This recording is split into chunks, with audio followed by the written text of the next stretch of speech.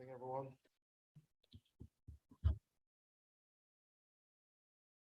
I'll just share a quick thought from the book of Mark, St. Mark, chapter 1 and verse 35. And in the morning, a great while before day, he rose and went out to a lonely place, and there he prayed. Reasoning for that scripture or that passage is just to use the example that Jesus used. He took time out and he went and he spoke to his confidant, his Father. Sometimes the work gets heavy and we need to take time out. We need to speak to someone. We need to find a friend. We need to have somebody listen to us, because sometimes we just need to offload. We could use various things to offload and de-stress, because sometimes it does get stressful. And I've seen the work some of you doing here, and it's colossal. Take time. Find a friend or a professional and de-stress. Let us pray. Father in heaven, we thank you for today. Thank you for bringing us here together this evening. We put this evening's proceedings in your hands. We pray now, Lord, that you order everything that happens here this evening. We also pray for your servants who are here. We pray, God, that you cover them and strengthen them as they go along and help them to understand when to stop and when to de-stress. In Jesus' name we pray. Amen.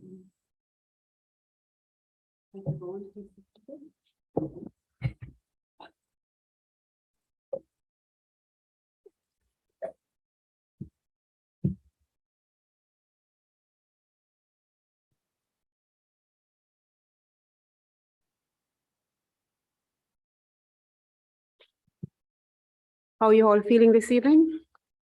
Feeling great? Great.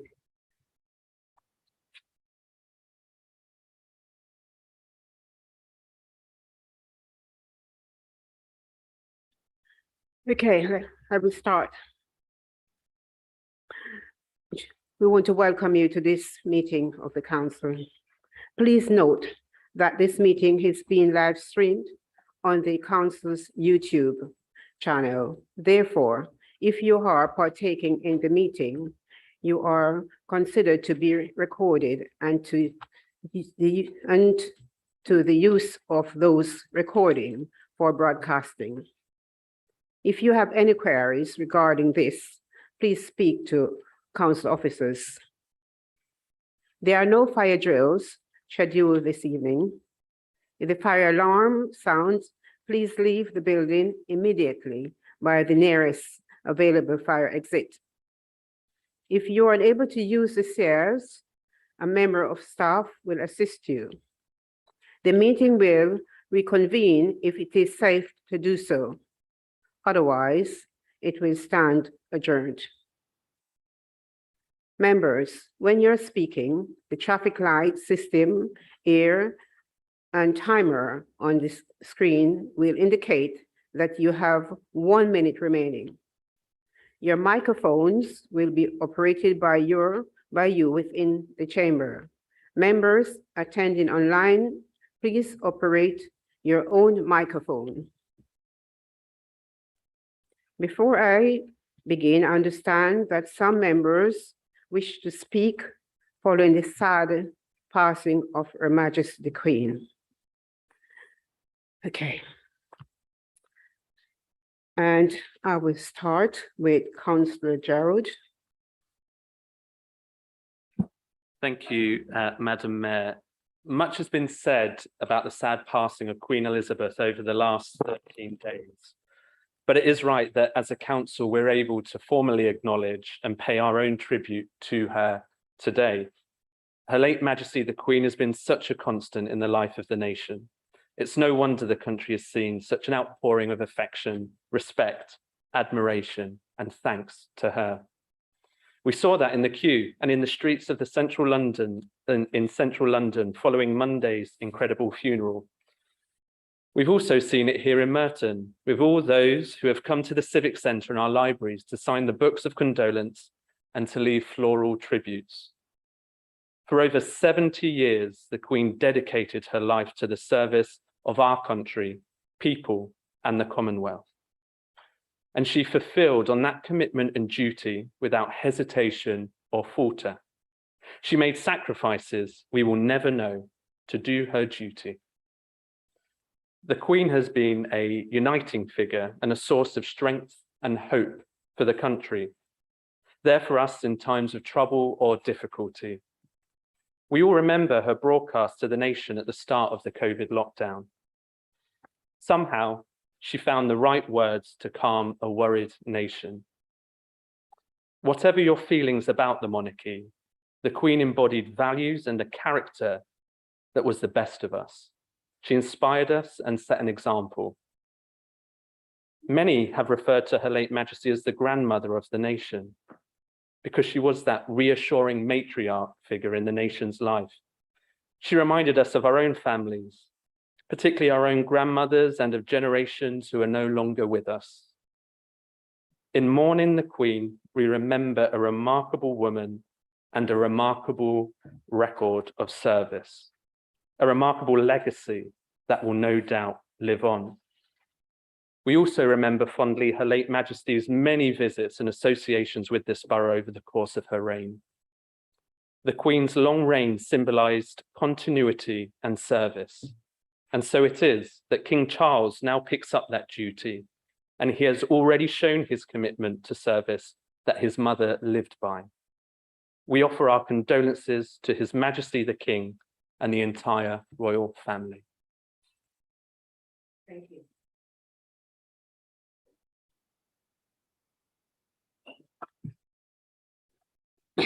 Thank you, Madam Mayor.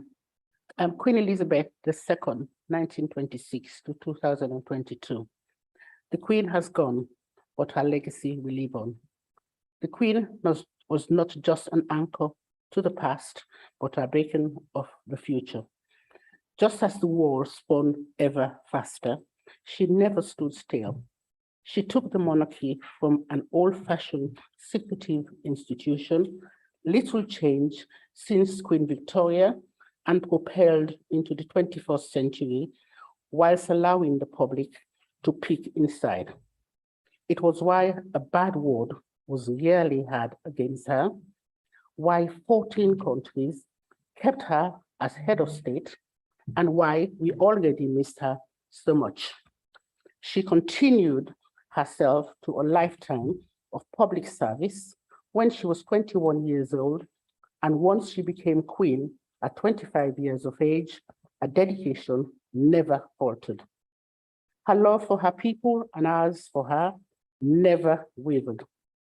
This is the legacy which King Charles III must now uphold. We are confident that with his consort by his side, he will do just that. Britain is fortunate to have a non-political head of state that brings stability to her unwritten constitution. It means the monarch is not beholden to any political party. I was privileged to have pleasure of meeting Her Majesty on 2 occasions. First, when I was the mayor of Merton in 2002-03, her Golden Jubilee celebrations, when she invited all London mayors without their consort to Addington Palace, together with 10 members of the community from each borough who had made a difference to their communities. I sat next to Her Majesty and was very nervous, but it was the best day in my life. I followed the protocol by not speaking to her until she spoke to me. She asked me what my hobbies were, and I replied, football, tennis, and swimming. Then she said, what team do you follow? I replied, Manchester United. She smiled and turned to the mayor of the Royal Borough of Kingston and asked him the same question. The second occasion was when she gave me my MBE for services to the community in 2012 at Windsor Castle with full English breakfast. I was taken back by her statement to me, thanking me most sincerely for my services to the judicial services, especially at the Crown Court in Kingston, sitting with appeals with judges, and also for raising money for various mayoral charities. 2 weeks later, I received this DVD from Windsor Castle of the investiture ceremony, together with some photographs. It was a great delight. I will forever cherish meeting Her Majesty.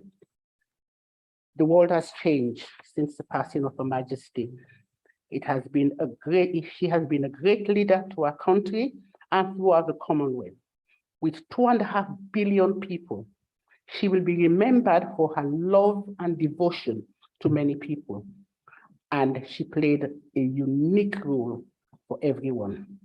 We will remember with her joy and sadness. We give thanks to God for her life of service, and may her soul rest in perfect peace. God save our gracious King. Thank you, Madam Mayor.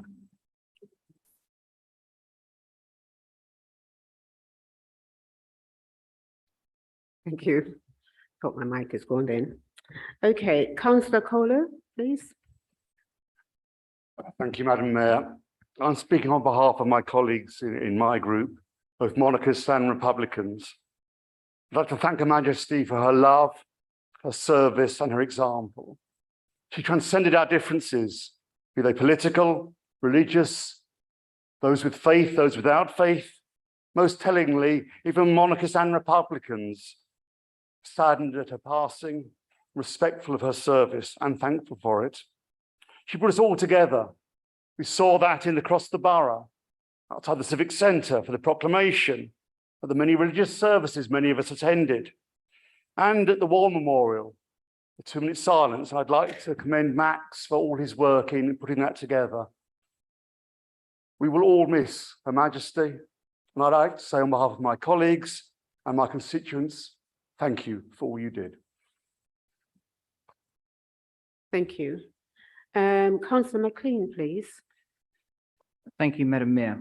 The passing of Her Majesty Queen Elizabeth is indeed a profoundly sad moment, and we also offer our condolences to King Charles and the royal family. With her pledge to devote her life, whether it be long or short, to public service, she really could not have given more of herself to the role of our much-loved monarch.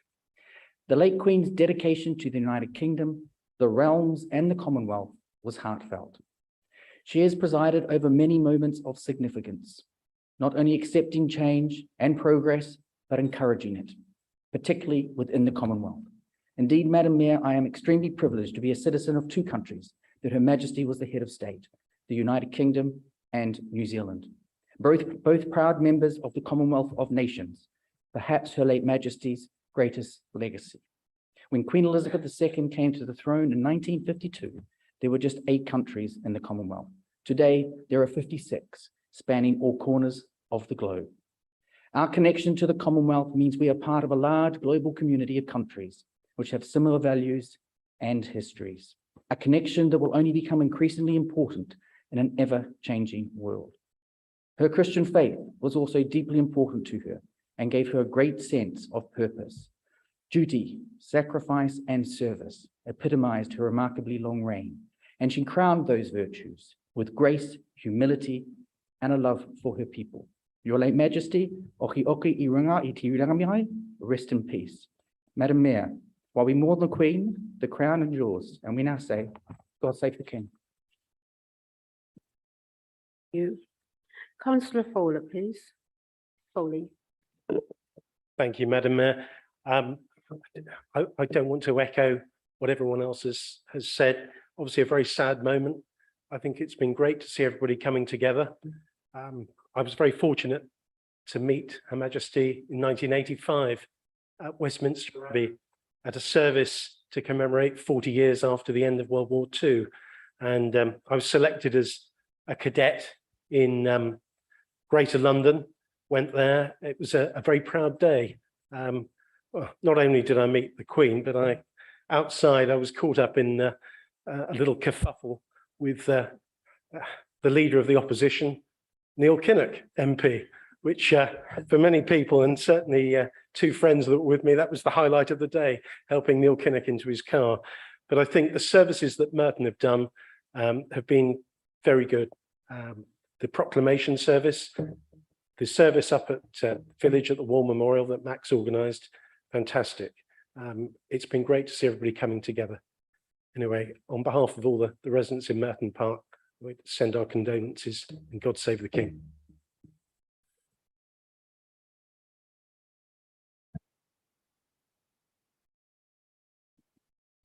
Right, thank you.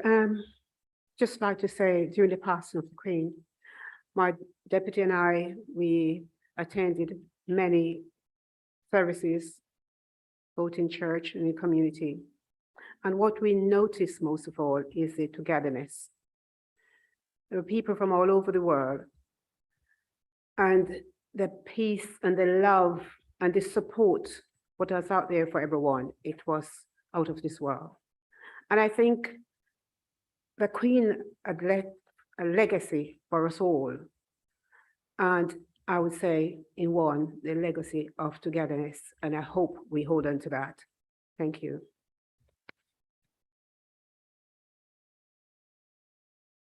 Okay. Are there any apologies for absent? And Mayor Hacks, Councillor Bim? Thank you, Madam Mayor. I have no apologies to report, but some councillors are attending online, as you can see on the screen. Thank you.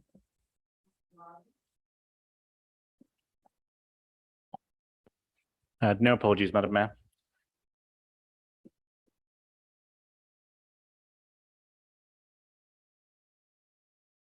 Shall I give the apologies? I like keep going off and on, you know, and not coming back on. So here it is now. So I was wondering whether it was, you know, I or some. Okay, Councillor McGrath. Councillor Black and Councillor Rice is on Zoom. Councillor Foley. Councillor Mercer sends his apologies. Unfortunately, he had a pre-booked holiday, and with the council being moved, unfortunately, he can't dial in remotely.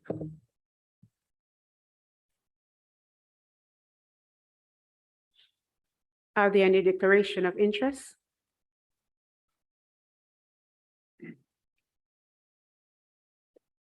No declaration of interest, thank you.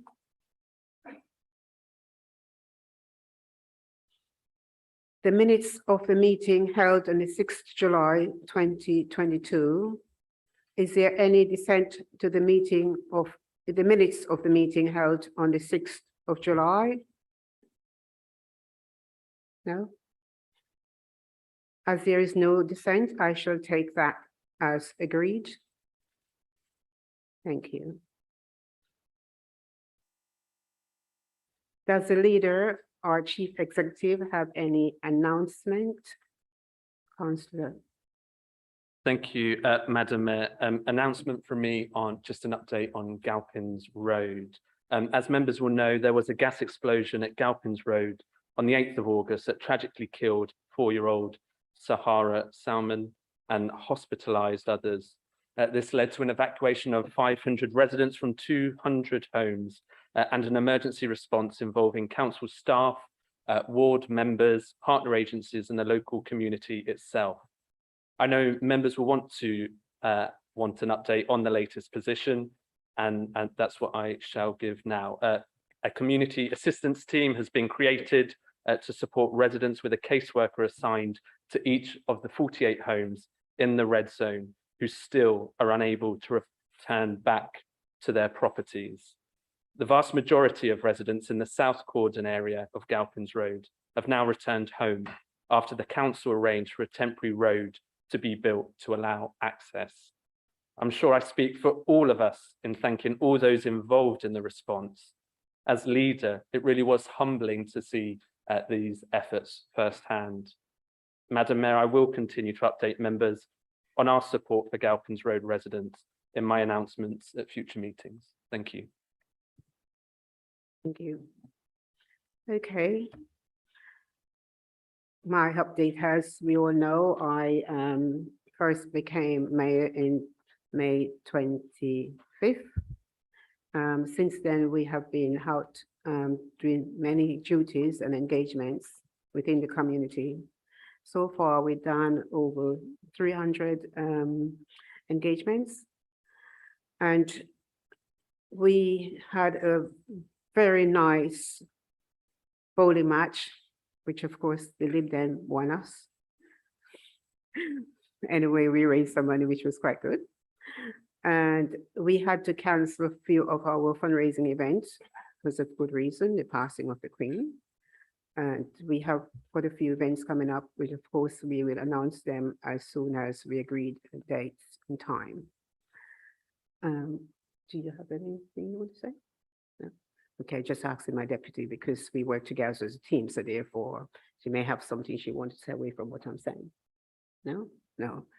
I would like to thank you all for all your support, and especially I would like to say a big thanks again to Councillor Macaulay. She had done the swimming and she had raised quite a lot of money. We're still checking how much that is. Thank you. Okay, so we will move into our meetings. The next item is the public question. As no supplementary questions were received, we will move straight to the next item on the agenda. Item 6. We shall move to item 6, councillors' question to cabinet members. These have been published along with the responses from cabinet members. I will read out each member's name in the order they appears in the agenda and invite you to ask supplementary question. Please ensure all supplementary questions are brief and not a statement, and we will get through as many questions as possible in the time slot. Okay, our first question goes to Councillor Sherpansky. Thank you, Madam Mayor. Question to the cabinet member for civic pride. Would the cabinet member provide an update on Ukrainian refugees being supported in the borough?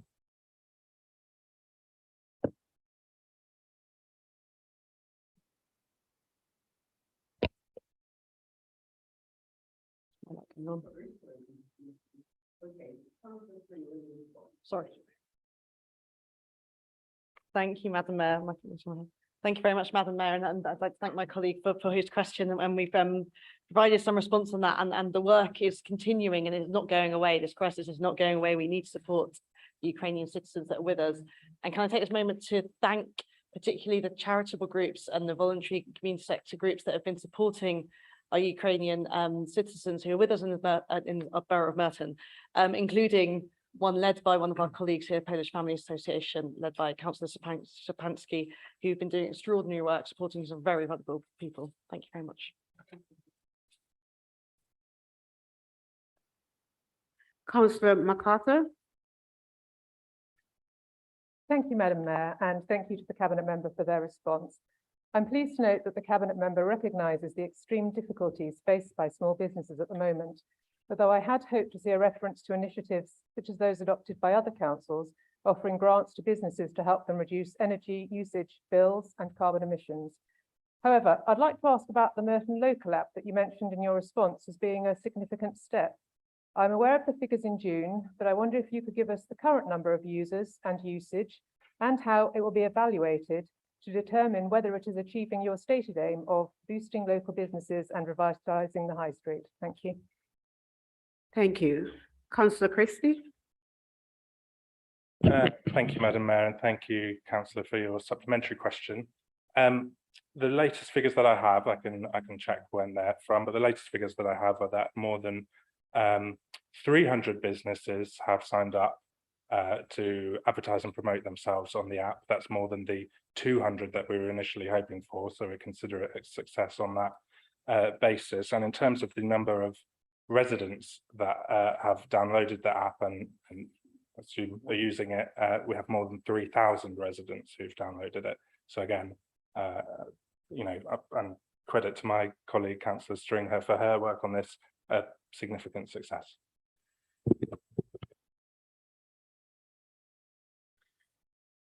Councillor Peterson.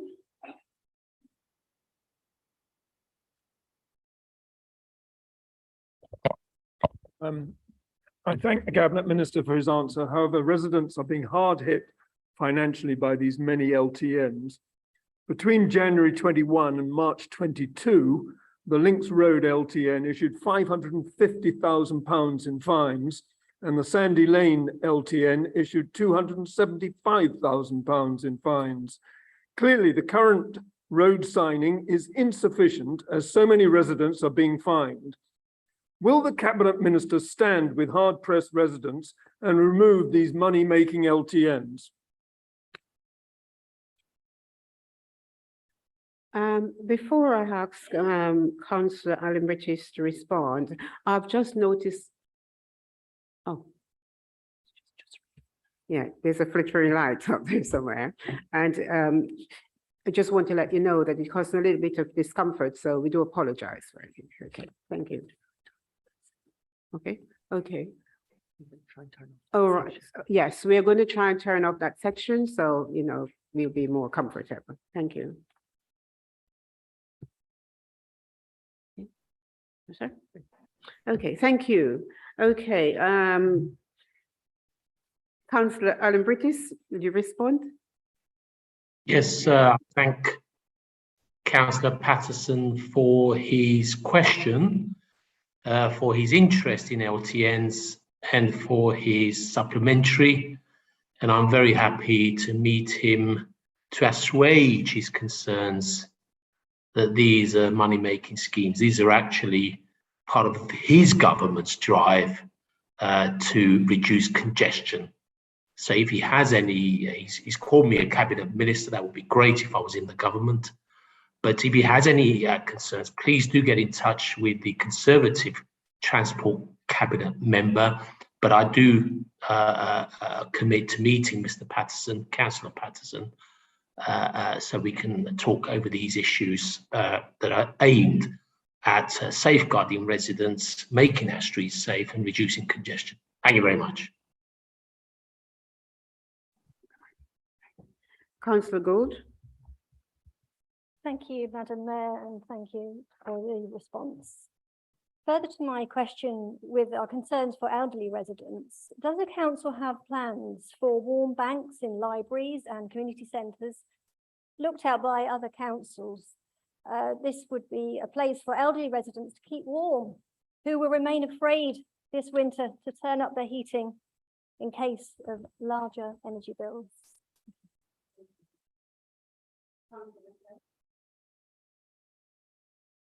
This is something that we have been discussing. It's a matter of concern right across the council, and you know the thoughts of people having to make choices, as we've heard so much in the media recently, I think fills us all with dread. And we've been in active discussions with all the parties that need to be involved in order to provide this kind of facility if it becomes necessary. So Dillamore, do you have a question? Yeah, I'd like to thank the Cabinet member for her answer on this important issue about tackling violence against women and girls, and for her leadership and the whole council for their leadership on this area, upholding strong services to protect women and girls even after a decade of austerity cuts by the Lib Dems and Conservatives. I'd like to ask the Cabinet member as a supplementary question, what can we as councillors do to tackle violence against women and girls, and particularly our male colleagues? Councillor Stringer. Thank you very much, Councillor. So thank you very much. I'd like to thank my colleague for her question and for her commitment to this issue. And there are many actions that we can all take to prevent violence against women and girls. And one action is to support schemes like that, which I mentioned in my answer, which is the White Ribbon scheme. So the White Ribbon is the UK's leading charity engaging men and boys on ending violence against women and girls. Their mission is to prevent violence by addressing its root causes, changing long-established harmful attitudes and behaviours around masculinity. So White Ribbon ambassadors are men who volunteer to engage with other men and boys to call out abusive and sexist behaviour. And White Ribbon champions can be men or women who support the work. Merton has submitted an application to become White Ribbon accredited, and we're doing lots of work on this internally. And I would urge all of you to kind of go to the White Ribbon website. You can take the pledge, or you can even sign yourself up to become a champion and ambassador and help us with ending violence against women and girls. Thank you, Madam Mayor. Thank you. Councillor Kohler. Madam Mayor, the Cabinet Member for her reply and note her comments, which seem to imply additional funding for schools must come from the government through the dedicated support grant. However, as I'm sure Councillor Kenny knows, that's not the case. It's a political choice whether the council spends extra money on our schools. So given the council made a surplus of just under £20 million, yes, £20 million over the last 2 years, does Councillor Kenny agree with me that some of that money should be spent on providing our local schools with much needed additional funding to help them through the cost of living emergency?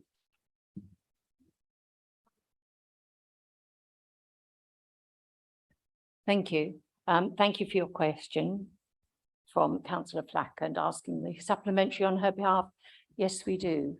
And later on, I'll go into great detail about what we're doing to support our schools through all the energy crisis and food crisis, the increasing cost of living for schools. And it's very difficult for a school to manage its budget, and it has narrow cuts. So we are constantly working to make sure we support them with the energy, with the food bills, and with everything to run the schools. And the head teachers in our borough are making an excellent effort to run their schools as efficiently as they possibly can. Councillor Austin. I thank the Cabinet Member for her answer. Women who are homeless face specific needs that are not being specifically catered for at present. So what plans does the Cabinet Member have to work with organisations like Solace Women's Aid or Hestia, who already provide services to female homeless people in neighbouring boroughs?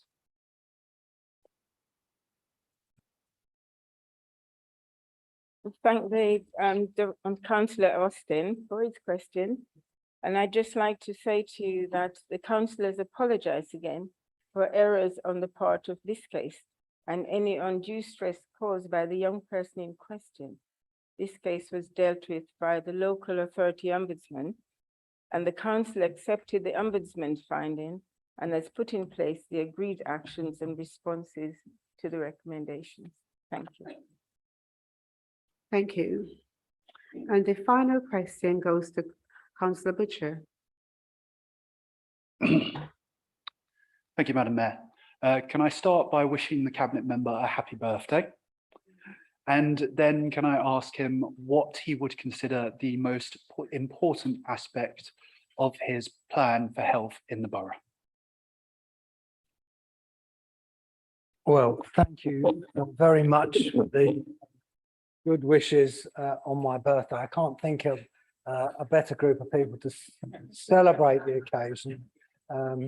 But I'd be really reluctant to identify one specific aspect of this, because this is a really important issue and it affects young and old, and we really do need to recognise the dangers of not getting people physically active and encouraging that from the youngest of people right up to those who are more my age. And I'm even more conscious of it this evening that I need to get myself moving, and I want to encourage people throughout the borough to join me in that enterprise. Thank you. We are now on to item 7A, the strategic theme, main report. We are now going to deal with the strategic report, which is on work to make Merton a fairer, more equal borough and support those on low incomes by tackling poverty and fighting for equality, affordable housing. I am going to invite a cabinet member to present and then seek a seconder. We will then take the councillors' questions to the cabinet member on this strategic theme. We will then take the 2 amendments to this strategic theme report. I will then invite any members that wish to speak on the debate to do so. Finally, we will then vote on the amendments and the main report. Councillor Judge, please present the strategic theme report. You have 4 minutes, please. Madam Mayor, it's with pleasure that I move this strategic report. There is a crisis in housing across London, and the reason is obvious. We had not built enough homes and provided enough affordable homes for our population. As a consequence, property and rental values have climbed to unaffordable levels. Renters are obliged to pay an increasing proportion of their income on private sector rents.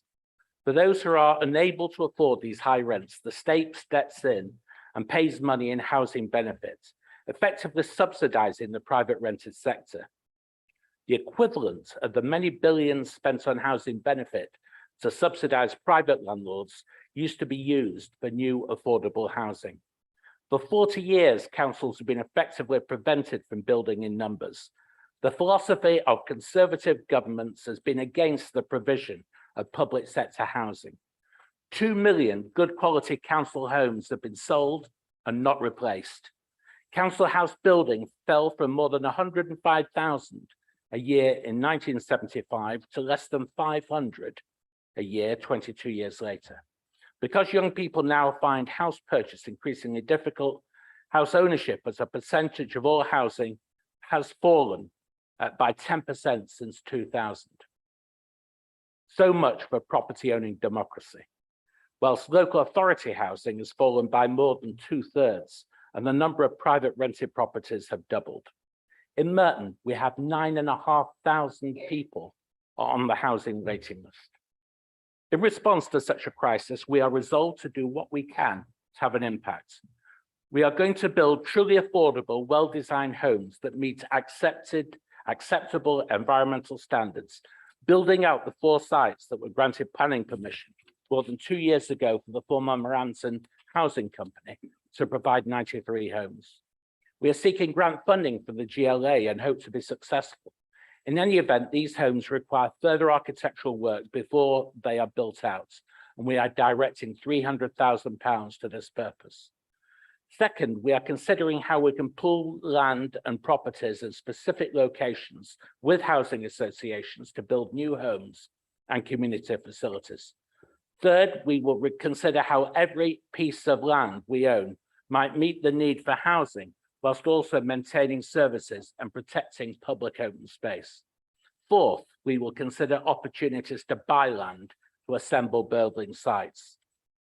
Alongside building homes, we're having to try to overcome private sector failure. That is why we are taking forward 3 proposals with a sense of urgency. Empty homes. We're developing a proposal to bring empty homes into the rental market and are currently conducting a viability assessment. This will be a discretionary tool that enables councils to fund measures such as using grant funding, loans, and advice for owners to bring qualifying properties up to a required standard. We may require that such properties are leased to the council for provision of accommodation for households owed a housing duty. And bringing empty homes back into use may assist in a number of ways, by helping to meet housing need, to increase supply, reducing temporary accommodation expenditure, and reducing the impact of unsightly and nuisance properties on the neighbouring street scene and increasing civic pride. Available information suggests there are around 1,900 long-term empty properties in the borough. Many private landlords, Madam Mayor, are responsible. More than a few are not. As a designated tenants champion, I've come across a number of cases of poor behaviour by landlords. It's not possible to address issues like excessive rents, but we can do what we can to use our legal powers to tackle tenanted housing. Madam, committed to a change in our housing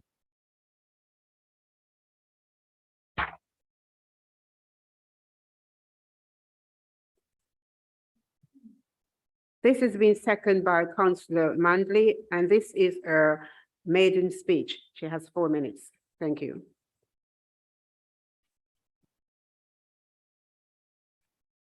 Thank you, Madam Mayor. I'm grateful to you. Madam Mayor, fellow councillors, I take deep pride and I'm delighted to be able to second this motion. This report is a document of hope. Hope for the future of families, young people, and the elderly alike. Housing is a human right. The Human Rights Act says the following: adequate housing must provide more than 4 walls and a roof. A number of conditions must be met before particular forms of shelter can be considered to constitute adequate housing. And these elements are just as fundamental as the basic supply and availability of housing. It must, at a minimum, meet the following criteria: security of tenure, availability of services, affordability, habitability, accessibility, and location. In 2008, I unfortunately had a serious accident which left me with permanent physical damage and reduced my ability and my mobility to work. Unable to run my business any longer, my entire world collapsed. I lost my income and eventually my home. The mortgage company rightly took me to court and a possession order was issued. With no savings and by now living on benefits, my only option was to ask Lambeth Council for help. A possession order in hand, together with doctor's reports, I went to Lambeth Council to ask for assistance, and guess what? The computer said no. With the prospect of living in my van as a disabled person, also with considerable mental health difficulties, I had no option but to ask for help from friends, and those friends saved my life. Privately rented accommodation was found, and they paid the rental deposit for me. This country has a very long history of almshouse charities and dwellings. And in 2018, it was my good fortune at the age of 56, I was finally accepted on a list for the first time by an almshouse charity, and within months became the recipient of my forever home here in Mitcham. The removal of the stress of securing safe, clean, affordable accommodation on a long-term basis had a profoundly positive effect on my mental health and my outlook on life. It is transparently clear that one of the most challenging and important issues is housing. I have visited our social housing estates and witnessed firsthand the degradation that many are living in. And if any of you should doubt my veracity, come on an estate visit with me. You're all very welcome. Now, I hear others in this chamber say that we should all aspire to own our own homes, a wonderful but unattainable idea. For some, the only consistent aspiration they can afford is to provide food and warmth for their families in a country where food banks and warm banks are seen as the norm and acceptable. This shocking lack of a sufficient, decent housing supply in this country is a national shame. Cease to build homes and you cease to build futures. And no amount of carping and harping from the sidelines will get the job done. Provide solutions, not Twitter fodder. Bring me revolutionary and evolutionary thinking, not cynicism and criticism, because housing is a human right and housing is all our rights. So when you all go home tonight, just take a moment, touch the walls, check your privilege and feel gratitude. And on that note, Madam Mayor, I second this important motion and ask only this of us: plan, build, house, repeat. Plan, build, house, repeat.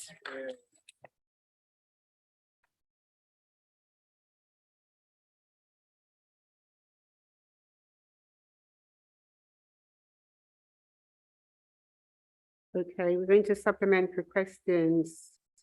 All right, agenda 1, strategic theme, councillor's question.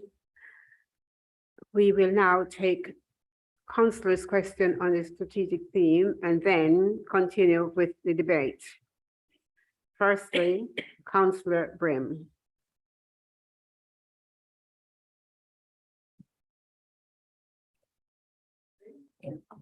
So sorry. Apologies there. Yes, can the Cabinet member provide an update on the progress towards the administration's ambition of delivering 400 new genuinely affordable homes by 2026 by utilising surplus council land?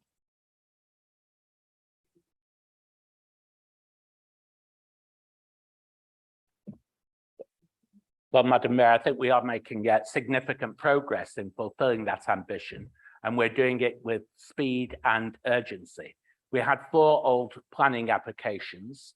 We are spending £300,000 from contingency funds to update the architectural work on those homes, including bringing them up to modern building control standards and satisfying the environmental ambitions of our local plan.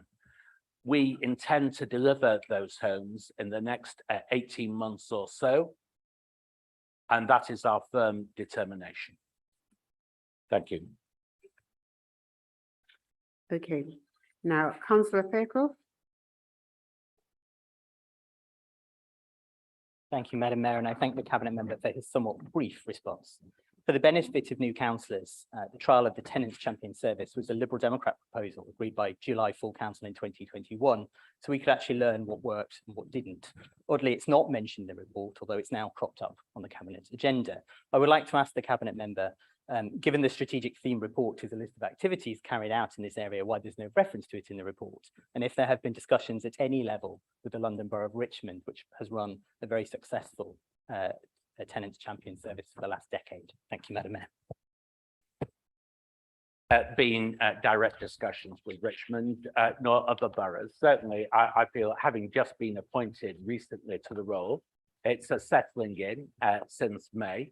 Obviously, I wasn't on the council before May, but I am aware that I think Councillor Nick Draper has set out, certainly in the scrutiny committee that you've referred to in February, some of his experiences. He highlighted that the emphasis in Merton was the focus on repairs, which differed slightly from the Richmond Tenants Champion role. And certainly that focus on repairs tallies with my experience. And Councillor Draper said at the time, we need an officer to fulfill the role rather than a councillor or volunteer. That is something we must consider before producing reports, a cabinet report later this autumn on the outcome of the Tenants Champion role.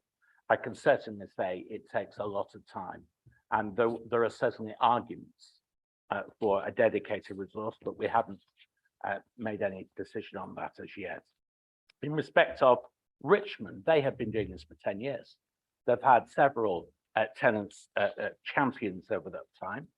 They've established partnership arrangements through a yearly Tenants Champion Interagency Forum and significant resource, including the production of an annual Tenants Champion report. So they have put the resources into it over a prolonged period, and no doubt they've learned lessons over that 10-year period as to how to go about this.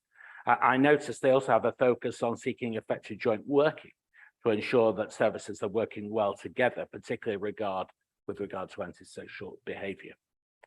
And there is no doubt that we need to champion best practice in this borough of how housing associations engage with their residents, not least on the basis of the experience of Clarion.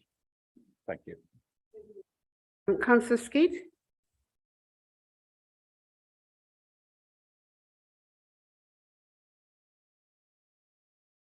One Thursday after 21st, they planned one of them greatly shuttles to downtown Birmingham. The plan was to meet in the park. Hello. James Car. And then they were going to go to the grocery store as soon as Susie got out of class. Hey, Jamie. When Susie arrived, Jamie was there. Hello, can you hear me?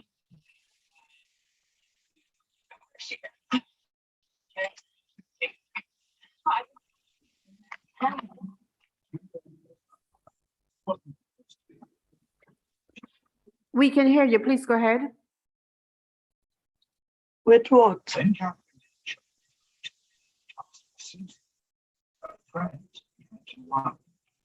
Wasn't like to miss class.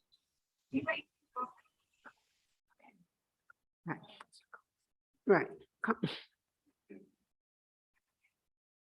Well, we'll get back to Councillor Ski. Okay, Councillor Cox. Thank you, Madam Mayor.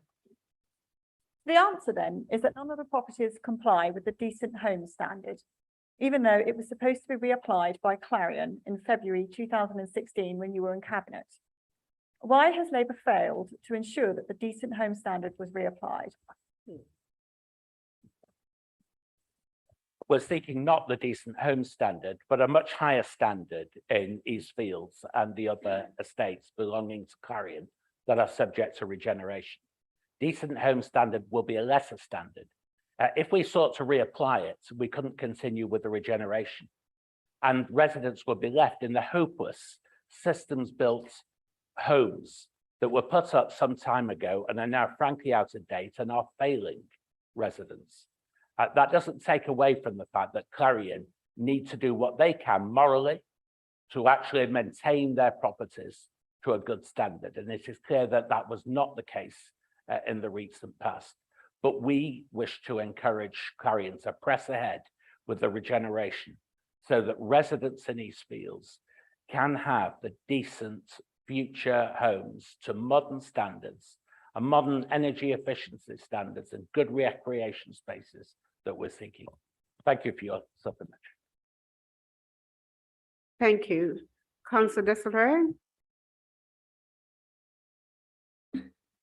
Thank you, Madam Mayor. I want to thank the Cabinet member for the answer. As they state, the Cabinet values the important work of scrutiny committees and looks forward to receiving and considering their recommendations. Could the Cabinet member be more specific about when a response can be received other than in due course? Well, thank you for the supplementary, by the way. I'm anticipating we'll have a Cabinet report later this calendar year. We certainly do need to consider the issues very carefully, but it will go along with the other housing projects that we're taking forward with Article 4 directions, for instance, with selective and additional licensing, with our empty home strategy. So housing enforcement will be part and parcel of that wider range of policies that we're introducing.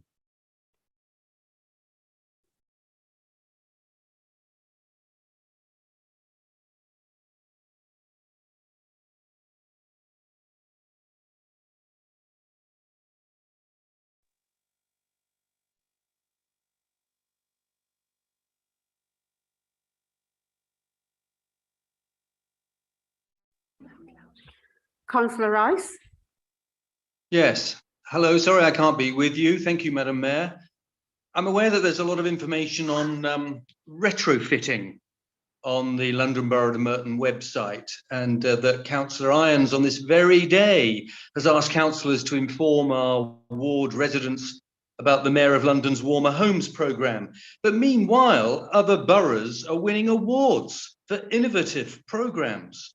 So I'm wondering what further initiatives we might expect from this council to help with retrofitting our older homes.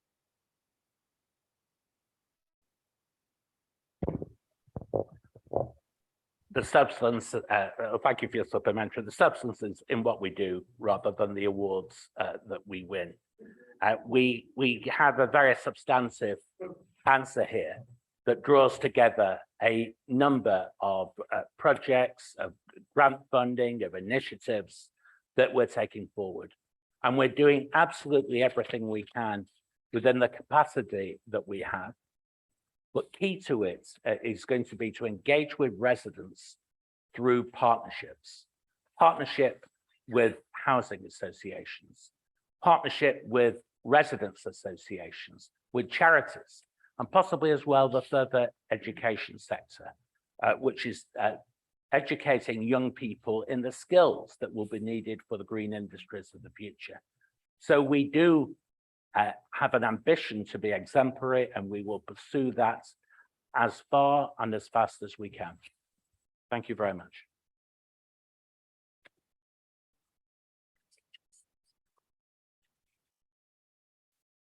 Oh, Councillor Johnson. I want to thank the leader for his answer. And as he says, we have been to these estates together, and we have heard from long-suffering residents who tell us that as soon as one issue is fixed, if it is fixed, another one appears. For some estates, like the one that I grew up on in Sadler Close, the problems are deep-rooted and fundamental to the structure of the estate. So what conversations have been held or will be held with Clarion about finding long-term solutions to fundamental structural repair issues at some Clarion properties? I'd like to thank Councillor Johnston for his question and his supplementary question, and also to commend those ward councillors of Figs Marsh who have been out visiting these estates to see the issues that residents are facing and corresponding their experiences with Clarion. And I think it is important to say that those estate visits that you have been doing and that I have been doing on a weekly basis have been invaluable, whether that's at Sadler, whether that's at the Meadows, whether that's at Poplar Court, Moffat Court, Sycamore Road. There's all issues that have been raised and are followed up by this administration. And what I will say is that this administration is focused on driving up standards in both the private rented sector and in the public rented sector as well. And we will not shy away from having these difficult conversations with those that provide substandard accommodation. And we will continue to push for the best interests of our residents. And we are conveying to Clarion around our concerns with regard to Sadler Close. And I will be able to provide you with a further update once we have more information from Clarion. And I note today that Councillor Johnston has corresponded with both the land developers at Mitcham Gasworks and with Clarion, raising his suggestions and his proposals for a way forward for the residents, the long-suffering residents of Sadler Close. Thank you. Councillor Oliver. Thank you, Madam Mayor. Thank you to the Cabinet member for a detailed answer. I wanted to ask in my supplementary, can the Cabinet member confirm that families with school-aged children will always be found temporary accommodation within the borough so that the children can continue to attend the same schools? But thank you for the supplementary question. I can't give you that guarantee, but I'll certainly look into it as to whether there are distinct arrangements of in and out of borough temporary accommodation for families with children. Thank you. And the final question goes to Councillor Szczepanski. Thank you, Madam Mayor. Can the Cabinet member update us on the Council proposal on its Council tax support scheme to support residents that need most help?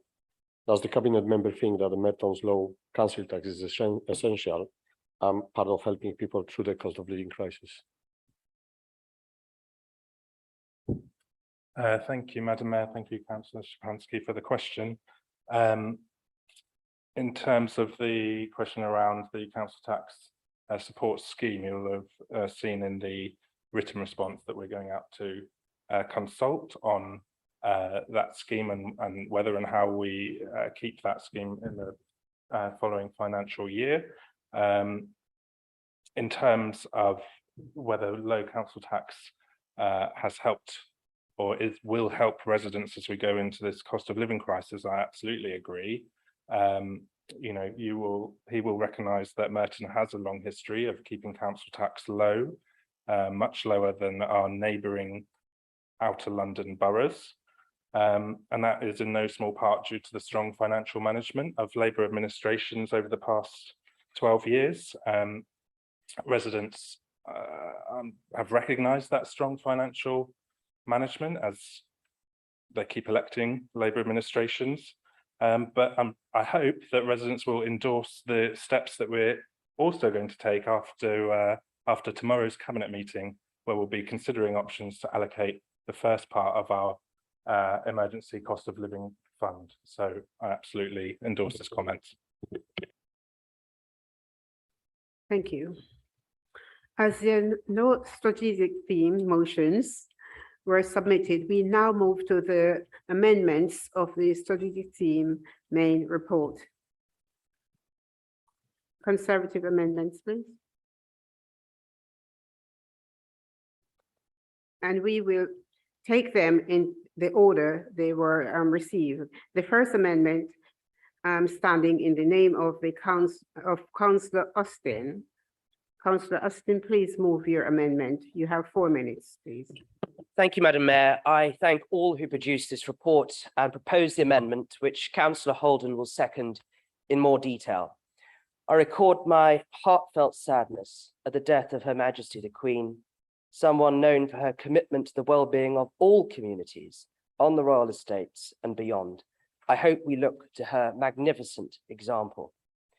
Firstly, as per this report, Merton has a housing shortage.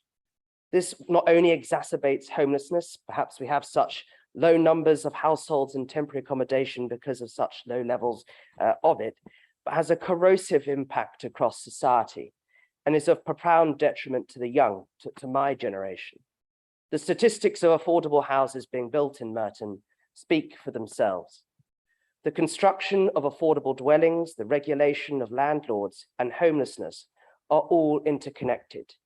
For 5 years, I have volunteered at Merton's Winter Night Shelter, and I thank their remarkable team for helping me prepare my remarks. I would like to share the story of an 18-year-old I will call PJ. PJ became homeless owing to a breakdown in family relations. As a full-time student, he was not eligible for financial assistance. Having the appearance of a healthy young man in a system governed by priority of need, he became homeless.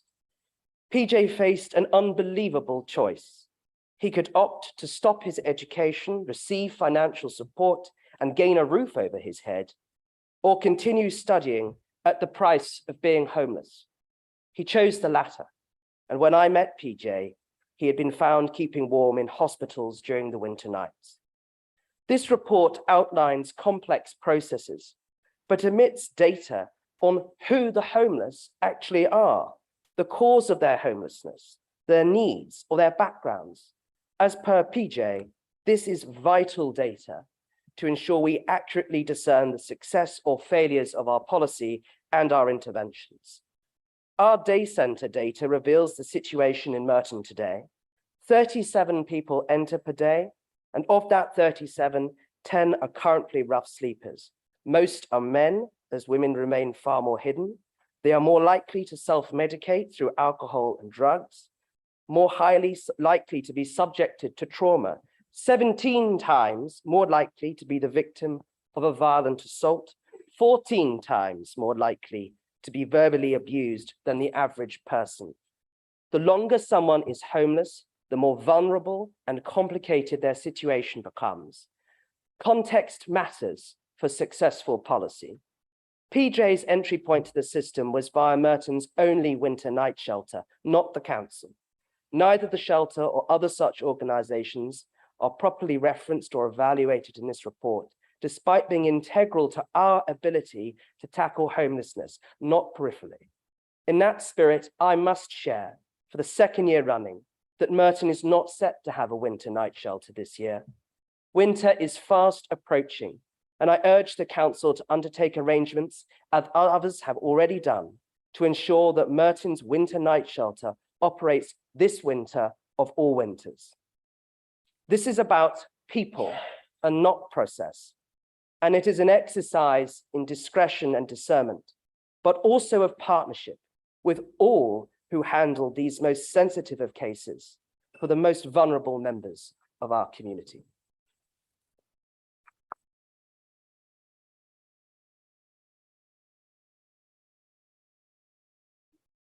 The amendment is seconded by Councillor Oldham.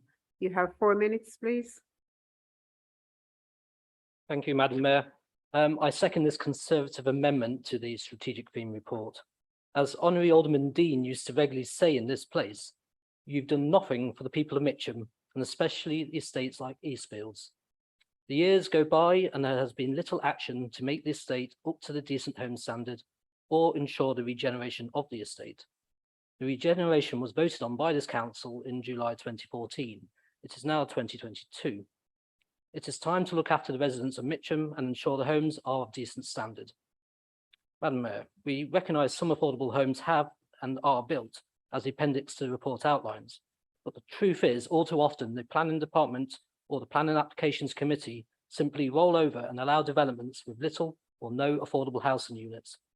I attended such a packed meeting last December and helped the committee to stiffen its resolve for once and throw out a scheme in Hillside which had no affordable housing included. Honorary Alderman Dean used to often try to block schemes that had no affordable housing, but without the support of others on the committee.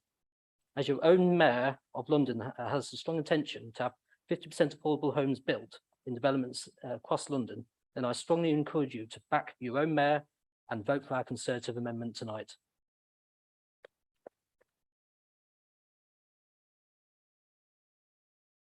Thank you.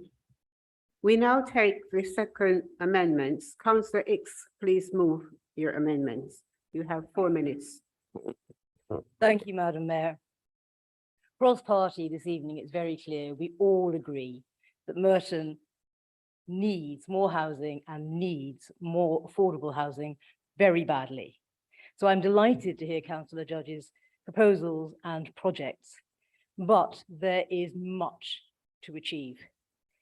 In 2019, Merton identified what it described as overwhelming housing needs, and that Merton needed to build then between 878 and 1,084 homes every year, and that was just for households with an income of less than 38,400.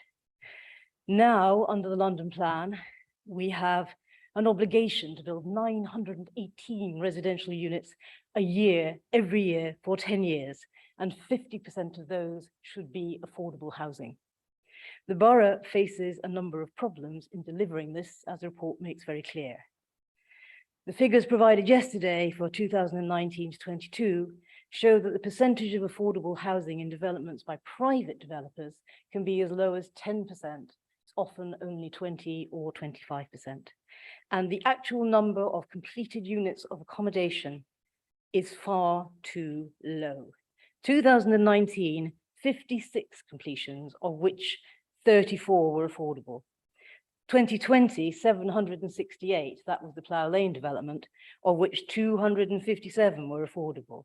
21, 227, of which 50 are affordable. And this year, incomplete, but it is September, so far 156 completions, 100 of those affordable. So there is a desperate need for housing, and we are falling woefully short. There are pitfalls. Southwark was in the press this week for abandoning a housing project on which they had spent £3.75 million after protests from residents. And Merton now does not have a 5-year supply of deliverable housing. So what more can we do?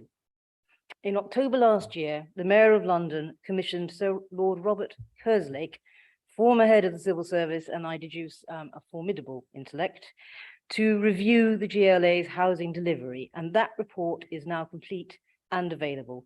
75 pages of very detailed analysis and more supporting information.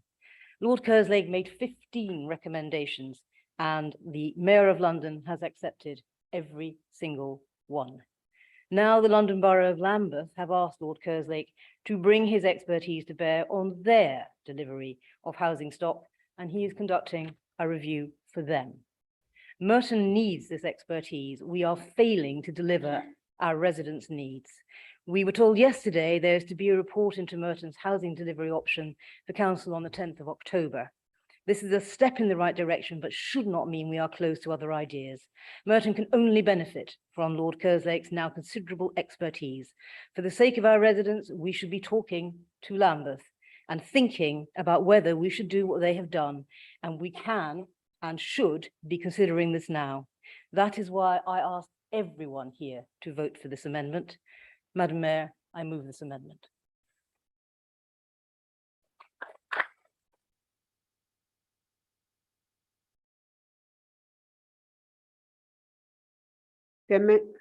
Okay, the amendment is being seconded by Councillor Page, and this is his maiden speech. 4 minutes, please. Thank you, Madam Mayor. This is my first speech at full council, and I'd like to thank the residents of West Barnes for electing me, and I'll do my best for them over the next 4 years. Thank you also to council officers and fellow members who have been very welcoming. Madam Mayor, I am seconding this amendment. All housing, not just affordable housing, is desperately needed, but we know development is hard. There is a shortage of land and the price of land is substantial. This makes development expensive. And on top of this, Merton aims to be a borough of sport and to protect green spaces, making some of the sites that developers most covet incompatible with the council's own objectives.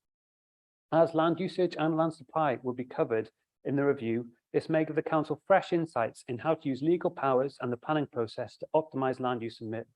I note the cabinet member stated his desire earlier to maximise land use, so hopefully he will also support this amendment. And 90% of planning applications in Merton have come through smaller sites with 10 or fewer homes. Under the local plan for smaller sites, there is no requirement for affordable housing on site, although a financial contribution may be required. How can the council manage these factors? How can council support housing providers to take on smaller sites when we know housing associations aren't keen on small numbers of homes spread across larger developments? What support can be given? Smaller sites may be more appropriate in scale for local areas. They may improve the local area and therefore have the support of communities, for example, replacing derelict buildings where larger developments may meet resistance. Smaller sites also allow mixing of housing types in different areas, creating more diverse communities instead of placing all sort of social housing in certain areas. Councillor Hicks has already given the numbers, but I'd like to give an illustrative example around land use. In West Barnes, a major development is proposed on the lesser site. This is deeply controversial locally due to the site's potential for sport. Meanwhile, at the Rayners Park Community Forum, residents actively seek residential developments on private lands just around the corner from Lesser, but which remains both derelict and unsightly. So that's why I think we should support this amendment, as development is difficult, development is hard, and we should seek best practice from across London, from across the network of boroughs, and through that we may be able to gain additional insight which helps us deliver on council aims for affordable housing. Madam Mayor, I second this amendment. Thank you.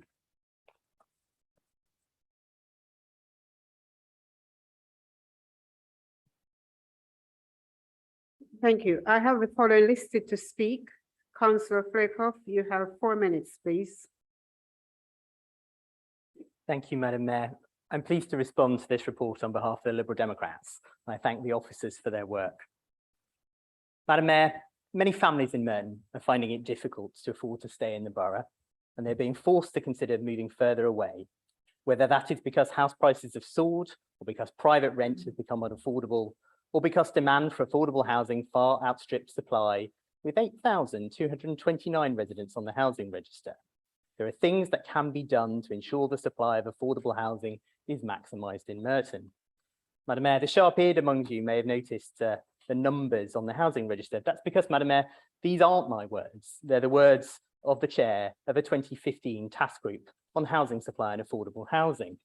That task group set out 17 recommendations, itself more of a strategy on housing than this administration presents to us here tonight. We are, however, in luck, Madam Mayor. The then leader of the council is now in cabinet as the cabinet member for transport. The then former leader of the council, Councillor Judge, who at that point was cabinet member for regeneration and environment, is now the cabinet member for housing, and the chair of the task group, Councillor Garrod, is now the leader of the council. Interestingly, within a year of this task group report, Councillor Ambritis had removed Councillor Judge from cabinet to, he said, bring younger councillors into cabinet, promoting Councillor Garrod at that point. Apologies for the pronunciation. It's a revolving door, Madam Mayor, but I think it's fair to say that if I can pronounce it, the same guys are in charge. More seriously, this administration identified problems and potential solutions more than 7 years ago that still stand today. We hear about a sense of urgency, but you can understand our concern. We're pleased to see the flurry of papers and reports on housing coming to the September and October Cabinet and Leader Strategy Group, but let me outline what the Liberal Democrat Group want and believe we need from a strategy on housing. As you've heard from Councillor Hicks and Page, we want more homes and more affordable homes. We want to learn what works from other places.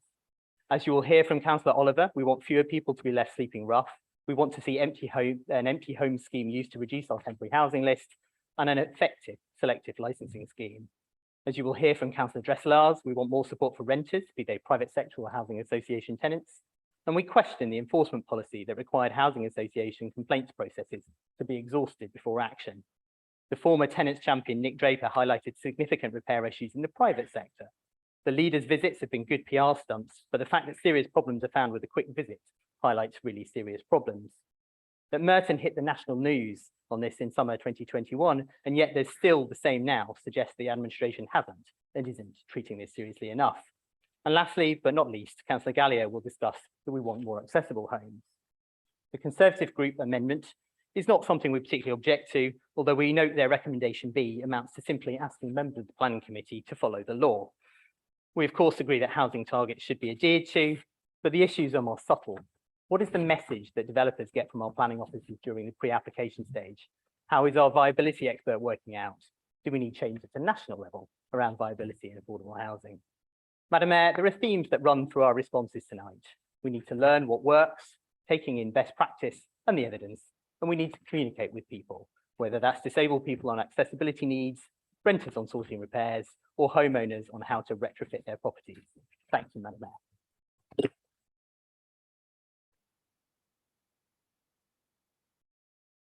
Thank you. We have Councillor Oliver, and this is his maiden speech. 3 minutes, please. Thank you, Madam Mayor. I'm delighted to make my first speech, and I'm also delighted to represent, like my colleague here, the people of West Barnes in all their marvellous diversity. I promise to do all I can for them, especially the most vulnerable, during my time as councillor. I'd like to thank all the councillors and others from all parties who've helped me to learn the ropes, especially Madam Mayor herself, who's been so friendly and welcoming. Now turning to the matter at hand. I was impressed by the statement of Councillor Judge to the Sustainable Communities panel on the 29th of June, when amongst other things he stated the following aims. Firstly, in terms of housing needs, we want to maintain the position of having low numbers of homeless households in temporary accommodation and to continue to develop and expand rough sleeper services and work with partners to ensure there are low numbers of reported rough sleepers in the borough and that rough sleepers get the support they need. And the other line I wanted to remind him of from that statement was, I'm keen to introduce selective licensing and an empty home scheme. So to start with rough sleepers, your figures claim that there are no rough sleepers in Merton. Although the system seems to work better than it used to, rough sleepers are regularly to be seen around Rains Park Station, to name one place. The trustforlondon.org.uk data, which gives data for all London boroughs for a range of poverty indicators, which generally look pretty good for Merton, for 2022 shows 109 rough sleepers in Merton. It would be interesting if someone could look at that data and critique it so we can be sure what the true position is. From my experience of getting to know some long-term members of the homeless community, I've learned that it's a very difficult transition from rough sleeping to sleeping indoors. One person told me how for a long time he couldn't even get to sleep indoors. Also, the long-term rough sleepers, although they're often well provided for with benefits like ESA and PIP, supplement their income with begging. In fact, they beg whether they need the money or not because they don't know what else to do. The point I'm making here is that it's not enough to house someone who's long-term homeless. They need a lot of ongoing support if that transition is to be made permanent. And then to the other point, this is about the selective licensing and empty houses. At the Cabinet meeting on the 3rd of June 2019, it was decided that further work would be done to identify areas where a selective licensing scheme could be introduced. So my question here is, what progress has been made since that decision to carry out the necessary research was made over 3 years ago? And as regards empty houses, if you look at the gov.uk website, it says that council tax premium rates can be charged for for us 1,900 long-term empty houses. You can charge 4 times for properties that are empty for 2 years or more, and 10 times for properties that are empty for 10 years or more. The Merton website just says there are no discounts for empty houses or second homes. So would the Cabinet member responsible please make sure that these additional charges are being imposed? Thank you.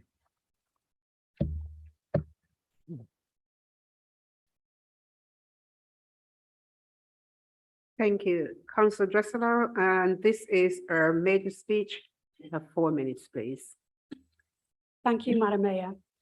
Firstly, I would like to thank the residents of Abbey Ward who voted for me. It is a great honour and privilege to receive people's trust, and I will work hard for all residents of Abbey Ward. As you might suspect from my accent, I did not grow up in the UK. Growing up in the Netherlands, I never expected to one day be a councillor in London. Although I first visited this fantastic city when I was 16 and came back 4 years later to finish my teaching practice at a primary school in Tower Hamlets. It was a wonderful experience that taught me a lot as well, learning about all the different cultures that come together and many new friends I made, including meeting my future husband. After teaching for 9 years in the Netherlands, we moved back to Wimbledon in 2010. Emigrating comes with its challenges. It takes work and investing time and effort to make it your home and not just a house in a place where you happen to live. I also never expected to become a dual Dutch and British national. It turned out it was the best way for me to create certainty and protect my rights. Living in Merton for 12 years now, I really feel it is my home, and I am pleased to play my part in supporting my local community. This brings me to today's strategic theme report. A house and a neighbourhood are more than just that. They are people's homes and communities. Both have to be a safe and healthy place for everyone. Sadly, this is not always the case, as you will hear from my colleagues.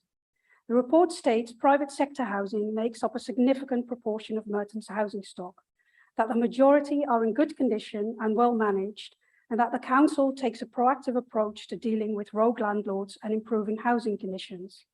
But not every issue gets reported. Some residents may not always feel able or safe to do so. The report also states the biggest service request issues: housing disrepair, general houses in multiple occupancy, other, and rubbish, to name a few. Although it sets out how in general this is being dealt with, it doesn't mention the outcomes of the actions taken. Houses of multiple occupancy present a higher risk, especially when considering fire safety, the report says, and that licence and planning permission play a part. Poor standards are also an issue with HMOs.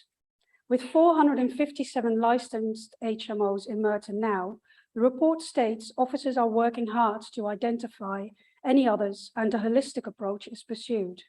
But rogue landlords will be the last in line to register their properties. With the high path regeneration taking place in my ward, I have had some positive meetings with Clarion. My main priority is to be proactive and listen to the residents, to know what has worked for them and what can be done better, whomever their landlord is. So I was pleased to read that the leader of the council has arranged visits to Clarion and other registered provider estates over the coming months, and I look forward to his invitation. I am sure he would agree there should be more than a photo op and a press release. If you're finding really serious repair issues after a quick visit every time, there may well be serious problems generally. So to sum up, reports like these on housing need to be more than an overview. We need to know what has been successful and where there is room for improvement. What do the mentioned proactive approaches look like? How are residents in need identified and listened to? Also, how were issues dealt with and how many issues in total were resolved, checked and followed up? What should we tell our residents is being done exactly? An annual report to council and a public information campaign would be a good start. I sincerely hope that by being constructively critical and working together, we can all make a positive contribution so all residents in Merton can live in a safe and healthy home. Thank you.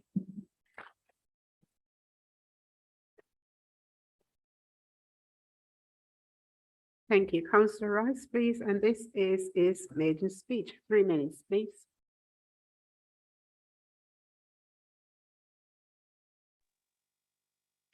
Hello, I'm also honoured to be a newly elected Liberal Democrat councillor for Wimbledon Park.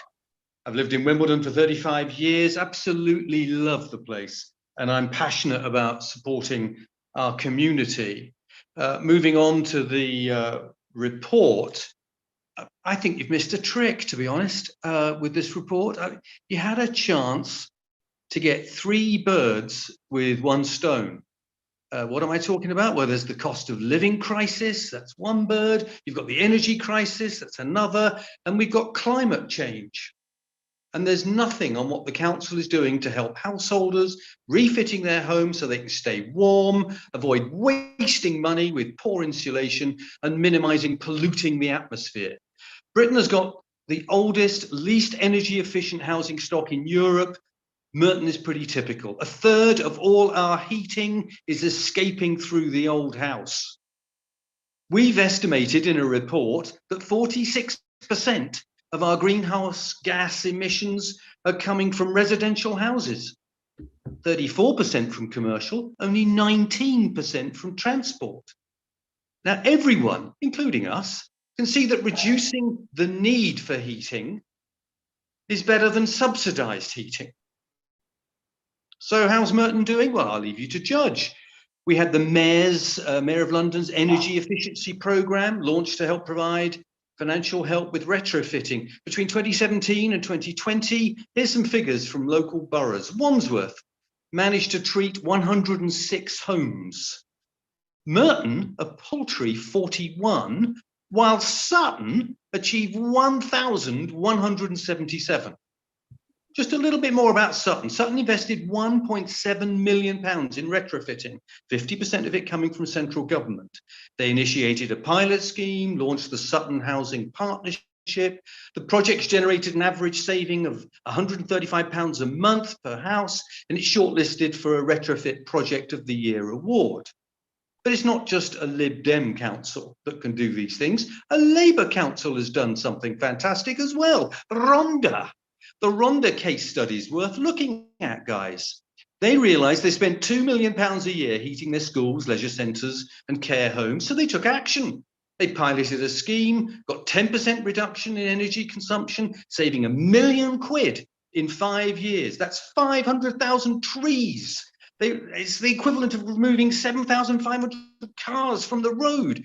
All of it done with just an 8.4-month payback. Come on, Merton. We can do better. Where's the innovation? Let's look at what these other boroughs are doing. We need to take this seriously. We announced a climate emergency. Note that word, emergency, in July 2019, and there's been too much talk and not enough action. On 9th of February this year, Councillor Welton, then the Cabinet Member for Housing, Regeneration and Climate Emergency, said, "We've always known it would be a monumental task to reach net zero carbon in 2030 for the council and in the borough by 2050. Sounds a bit defeatist to me." And then he also added, whilst the change in our emissions is moving in the right direction, we need to be faster. Yeah, I'd encourage residents, local businesses to consider how they can make a difference. Passing the buck or what? I looked at our online advice to residents. I couldn't believe it. You need the analytical skills of a PhD student to make sense of it. On just one subsection, there were 24 links to click on and a 60-minute video.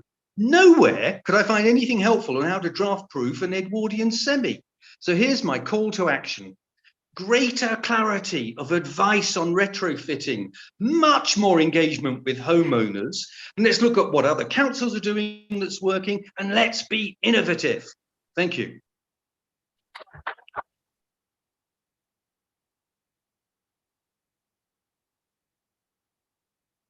Thank you. Councillor Gallier, and this is our maiden speech. 4 minutes, please.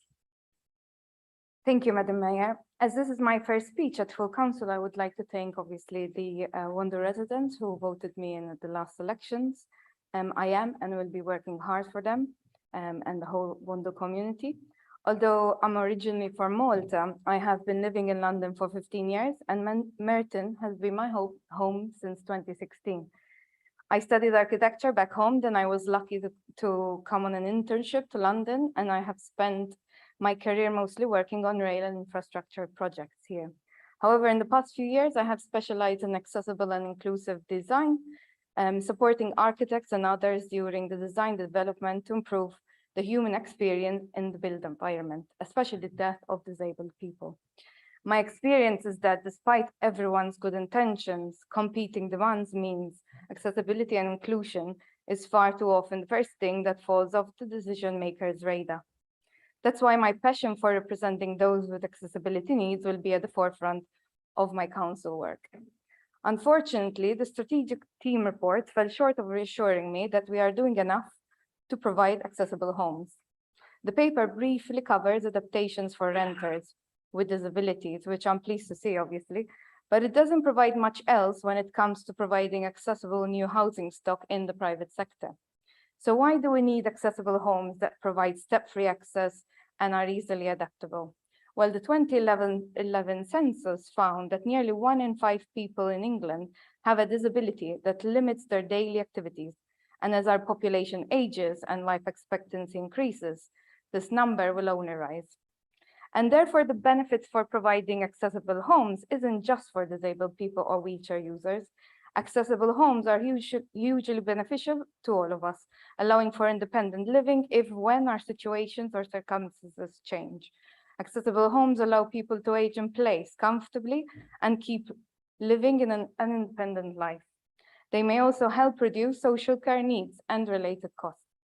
The Housing Delivery Strategy report in 2021 recommended that the needs of the more vulnerable households be addressed as part of the wider ambitions for new supply. It also suggested that in the next 15 years, we should aim to have 90% of all new homes be accessible and adaptable, and 10% being wheelchair accessible, which is also based on Policy D7 of the London Plan. So what have we done to date to meet this? I don't know, because the strategic team report doesn't provide any information on this, but the report does state that the private sector housing makes up a significant proportion of the housing stock within Merton. And therefore, I really want to know what we're doing to meet the demand for accessible homes and what measures we are putting in place to make sure the private sector helps with this demand. Are we setting standards for developers? Are we pushing developers such as Clarion to build accessible housing stock? Are we tracking the percentage of accessible homes being built in the private sector? Are we looking at the successes of other London boroughs and looking at adopting some of their good practices? I would really like for the council to lead on this. And I do believe that if we work together, we can make sure to make Merton truly a fairer, more equal borough. Thank you.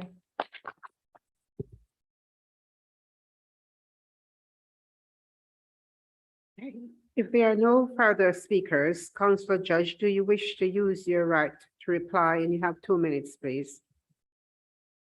Thank you, Madam Mayor. I do thank all the councillors who have made maiden speeches in particular for their very coherent, if not rather critical, maiden speeches.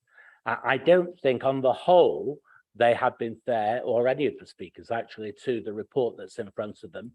For instance, if we look at homelessness and rough sleeping, you only have to look at the very significant and positive record that we have that's set out on page 19 of the report, both with regard to reaching out, outreach services for rough sleepers, and indeed temporary accommodation. We are intent on introducing selective and additional licensing by this time next year. We are going to introduce an Article 4 direction to stop small family homes being broken up into HMOs by May of next year. We are going to build 400 affordable homes of a very high environmental standard by the end of this administration. Nobody has built homes, no council has built homes in this borough for 40 years. That indicates the level of ambition that's completely omitted by all the opposition speakers. Looking for the negatives is not going to take us together in partnership. We have a very strong ambition. We are going to demonstrate it month by month. In terms of the amendments, simply they do not add to the motion that we have, which is comprehensive. On the Conservative part, they simply don't take account of the impact of viability studies on the planning committee's decisions. We cannot deliver 50% affordable homes on every application. It's not within our power because we must adhere to the viability studies of the government's planning guidance, which favors the developer. That is why we're going to build our own homes. Thank you very much, Madam Mayor. We will be opposing these amendments.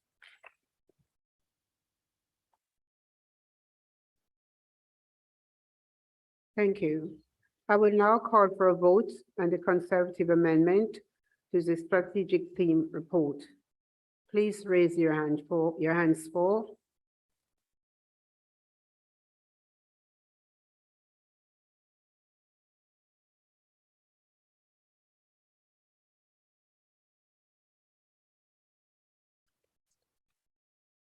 Okay, against?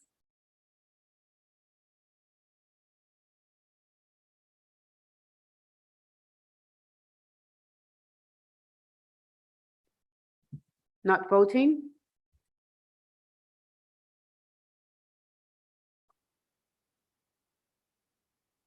For 22. Against 28. Not voting 1. The amendment is lost.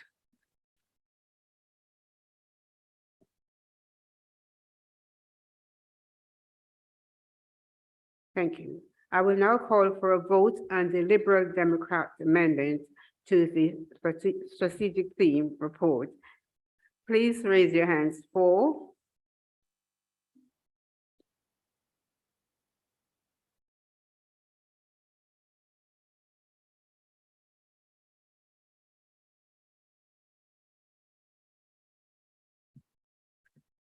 Against?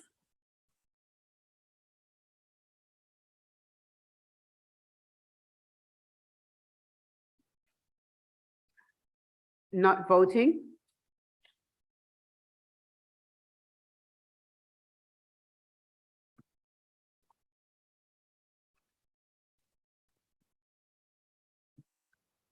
For 22, against 27, not voting 2, the amendment is lost.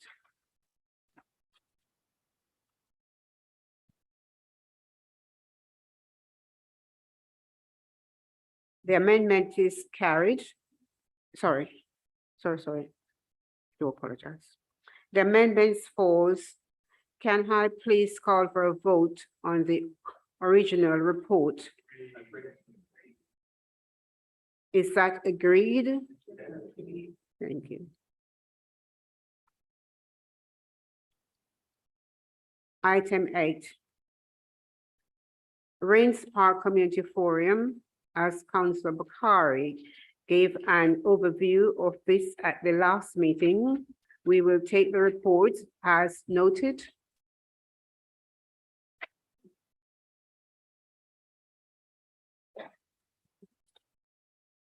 Thank you. We have a number of motions and we will take them in the order they were received. Item 9, Conservative motion. Councillor Cox will now move the motion, and this is her maiden speech. 4 minutes, please. Madam Mayor, it's a pleasure to propose this motion and to be representing the people of Lower Morden here today. Thank you to those who voted for me and also for the Conservatives in our local elections. I'd also briefly like to thank our late Queen Elizabeth II.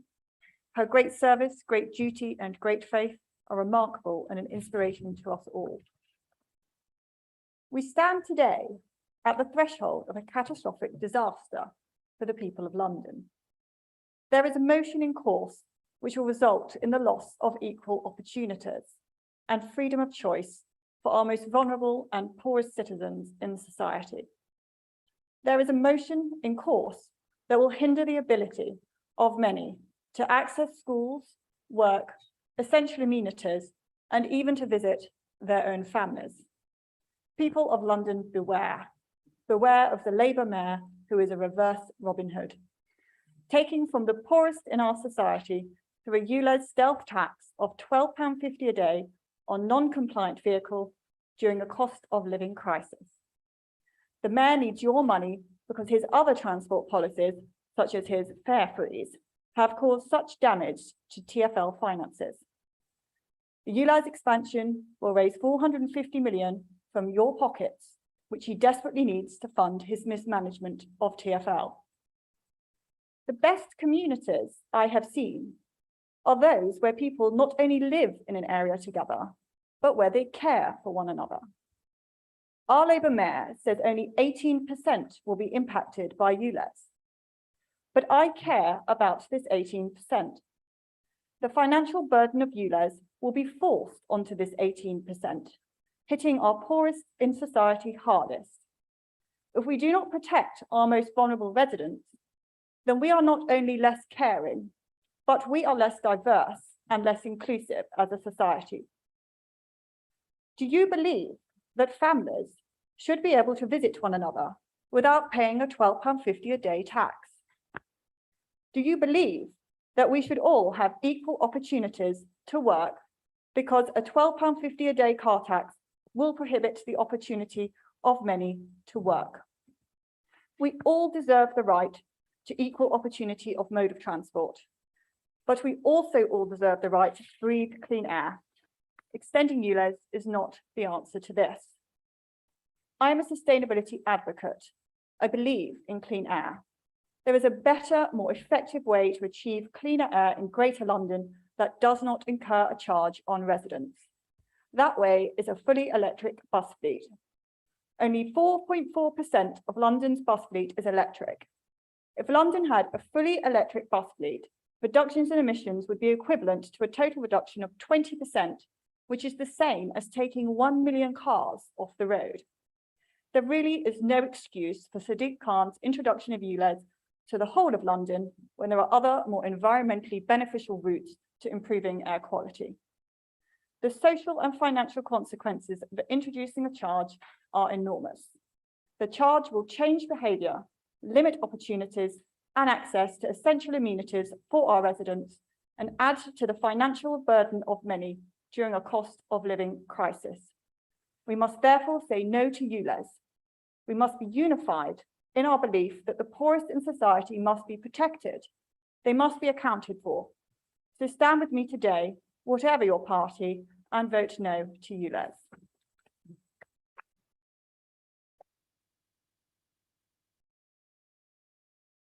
This has been seconded by Councillor Patterson, and this is his maiden speech. 4 minutes, please. Thank you, Madam Mayor. First of all, I'd like to express my own gratitude for the reign of our monarch. We've all got reasons, individual reasons, to be grateful for her reign, and I've certainly got mine. My first memory of the Queen was watching black and white television, flickering across the screen. That's how old I am. But the main thing about her was the way that she brought us all together and encouraged us not to be divided. Now, I haven't been involved in politics for very long, but unlike our illustrious third female Prime Minister, and as this is my first speech, and I'm not going to be interrupted, I'll just repeat that. Our third female Conservative Prime Minister. Think about it, a wonderful achievement, and I'm sure she's going to do wonderful things. Anyway, I was born a Conservative, and naturally I have some of the preconceptions about the Labour Party. But since I was elected in May, for Cannon Hill.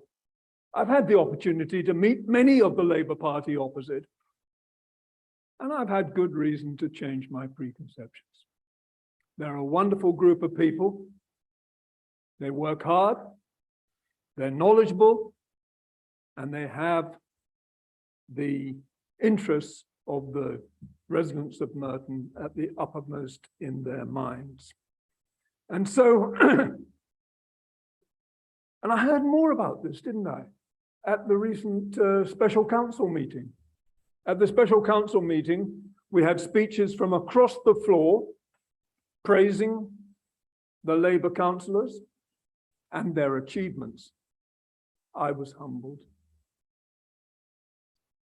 to such an extent that I would wake up in the middle of the night, wonder what on earth was I doing opposing this Labour administration, this Labour administration of common sense and pragmatism.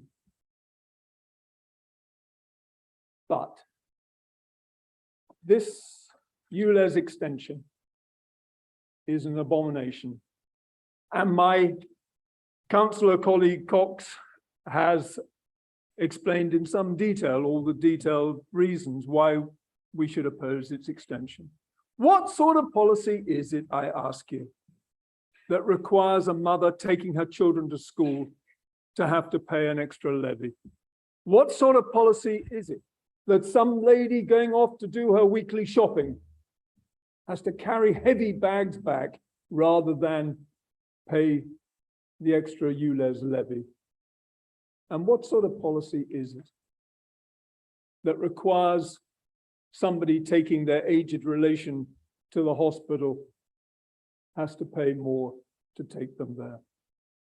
This is a disastrous policy. It's a disastrous policy by a failed mayor, a mayor who's got a record of failure,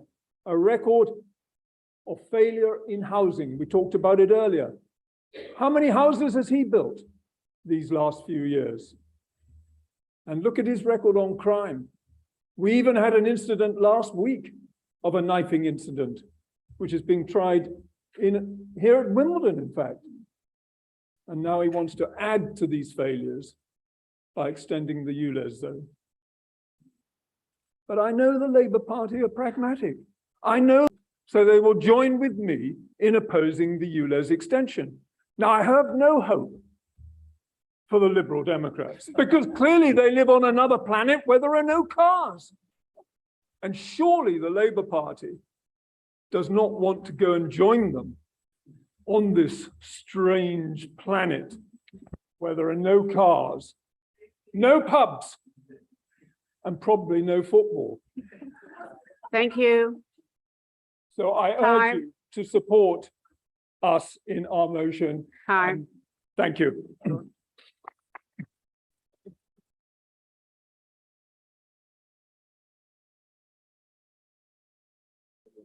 Thank you. Right, are we ready again? Yes. The Labour amendment, please. Now, we have an amendment. Councillor Stringer, please move your amendment, and you have 4 minutes, please. Thank you very much, Madam Mayor. And I feel, quite sad that I'll be upsetting Councillor Patterson by not supporting this motion. Because we're proposing an amendment because we on this side take air quality very seriously. And we have proposals on how to do this while still protecting the poorest from additional costs. And our proposals don't involve, like Councillor Cox seems to be arguing for, entering into some ridiculous culture war, pitting public transport users against drivers by looking at removing the fare freeze during a cost of living crisis when we know it's the poorest who use public transport the most. But Madam Mayor, London poor air pollution is a crisis we should be working together to address. And as the Mayor of London points out, that together with the climate emergency and congestion, it's clear we need to encourage drivers to think and behave differently. So we believe the Mayor of London was right to consult on the plans to expand the ultra low emission zone. We know that the current ULEZ is making a difference in central London, helping to reduce harmful roadside nitrogen oxide by almost half. Madam Mayor, but we have concerns about the proposals, about the level of support offered to particular drivers who don't have a choice but to drive their highly polluting vehicles. So that's why in our consultation response, led by Councillor Alan Breedis, and I'd like to thank him very much for his work on this. We focused on the need to look after the low-income households who simply cannot afford to buy a new lower-emitting vehicle in a quick time. These residents also often live in areas with poorer public transport connectivity, so have the fewer alternative options. So, Madam Mayor, we also need to consider workers whose employment means they need to drive, or people with disabilities and health conditions who need carers to drive to their homes. So while we completely recognise the importance of tackling the challenges of toxic air pollution, climate emergency and traffic congestion, we have also declared a cost of living emergency, and attention needs to be paid to this too. While the consultation did suggest a scrapper scheme, there wasn't enough detail and there was a risk that this would be insufficient. So that's why we here are calling for a generous and well-run scrapper scheme to support residents who want to replace their vehicles with cleaner ones. This should also look at options such as retrofitting vehicles to avoid residents needing to buy completely new cars, which would have poor global environmental impacts given the embodied carbon involved in car production. So in our consultation response, we also called for any scheme to support our key workers, including many employed by the London Borough of Merton, as social workers and care workers who rely on driving for essential journeys looking after our most vulnerable residents. Furthermore, many small businesses, such as sole trader plumbers or decorators, are reliant on their vehicles, and they should not be penalised unfairly. Madam Mayor, we in Merton are doing what we can. We are already pushing on the rollout of more electric vehicle chargers. We're working with Transport for London to upgrade to lower emission buses, electric buses. And we know that the Mayor of London is trying to do the right thing. But without funding, he is limited in what he can do to support all those groups who would need financial assistance if the proposals were to go ahead. That's why our amendment calls on central government. Central government needs to step up and fund accordingly. So, Madam Mayor, I propose our amendment.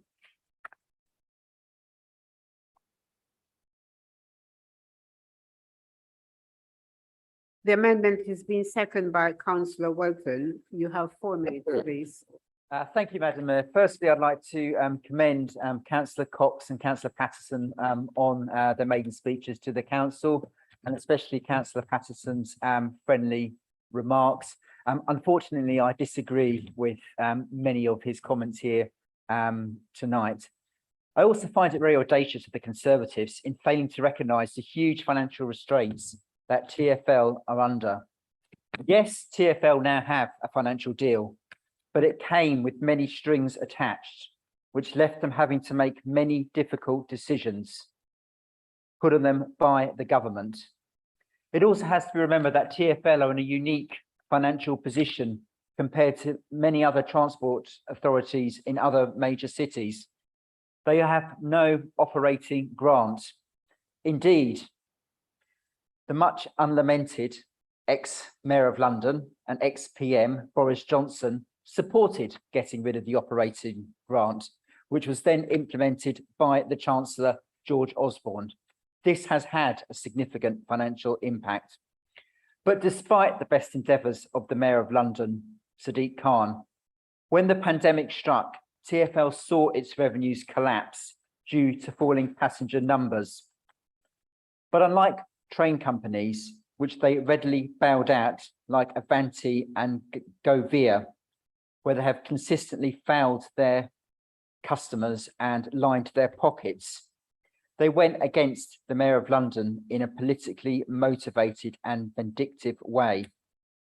Unsurprisingly, the Conservatives have failed to stand up for London consistently when we've had a mayor who has championed London. As Councillor Stringer also said tonight, we have expressed concerns about the extension of ULEZ, especially given the cost of living issues, and also more support for a scrappage scheme. But I'll also say as well that the Conservative motions have failed to make recognise significant advances which has happened in the rollout of electric buses. One of the first double-decker buses in London to go electric was the 200, which happens to connect Mitcham and Wimbledon. The 264, which goes from Mitcham to St George's and Croydon, is shortly to go electric. We also heard the recent good news that TfL are converting the 93 bus route, which happens to go through Councillor Cox's ward, the 154, which goes to Sutton, and the 163 and 164 will be all going electric from December. This is an extremely welcome advance. And as a council, we have put pressure on the Mayor of London to convert buses to electric. As a result, Merton will have one of the highest numbers of electric bus routes of any outer London borough. This can only be a good thing. But more buses can be converted to electric if the finances are given to them by TfL. They do need to be supported, and that has to be recognised. I hope that council tonight support this reasoned amendment, which has been carefully considered. Thank you, Madam Mayor.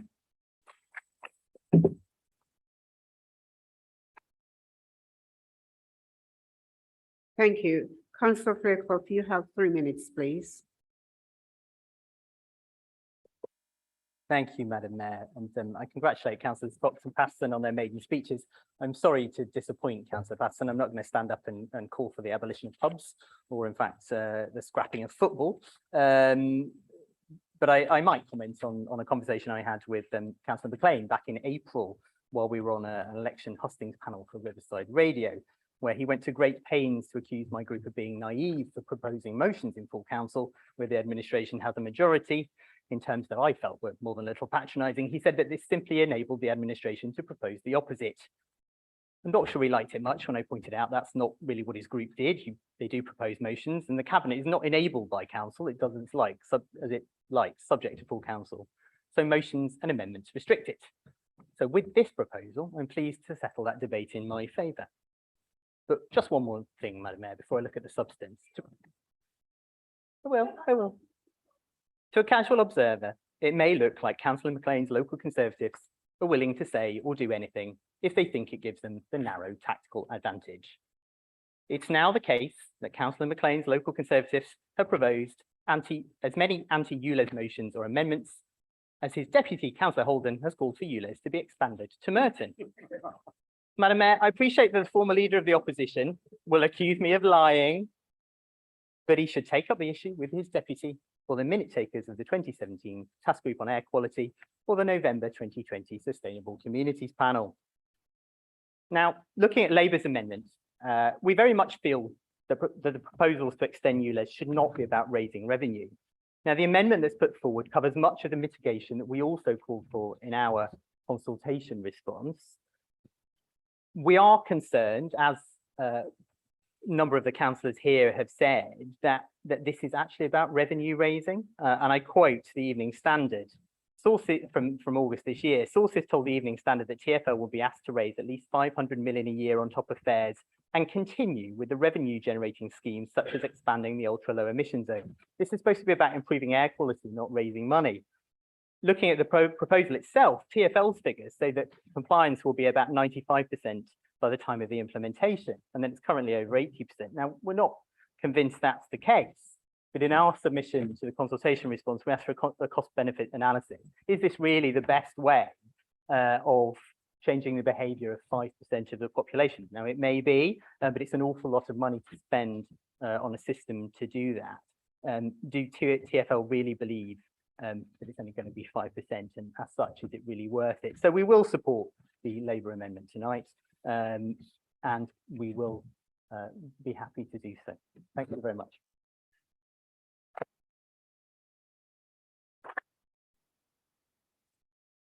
Thank you. If there are no further speakers, Councillor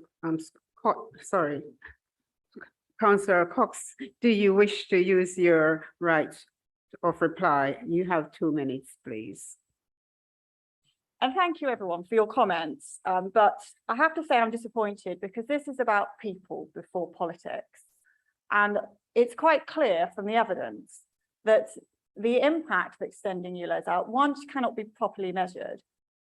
And two, the ULEZ-wide ULEZ integrated impact assessment has said that if it was extended, at most it would reduce emissions by 1%. So are we really going to force a charge of £12.50 a day on vulnerable residents who've got non-compliant vehicles for such a minimal reduction when there are other more viable ways to do it, particularly at this time?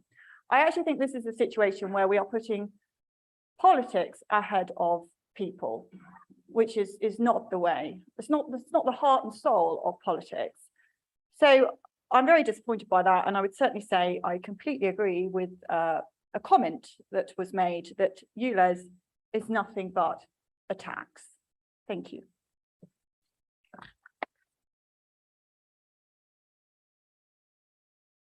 I will now call on a vote on the amendment. Members, raise your hands for.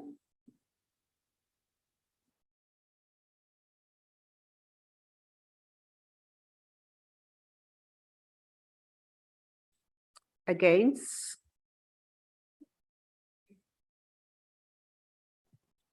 Not voting.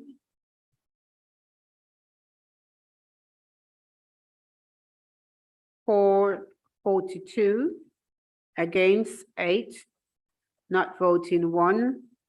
The amendment is carried.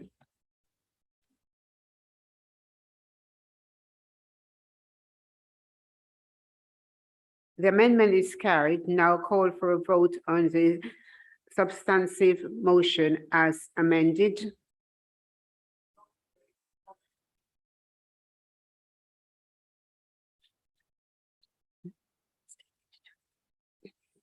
Yeah. 4.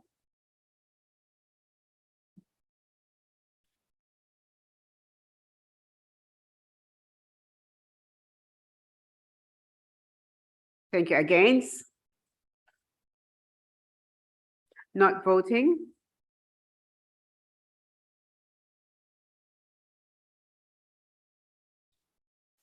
For 42, against 8, 1 not voting. The motion is, as amended, is carried.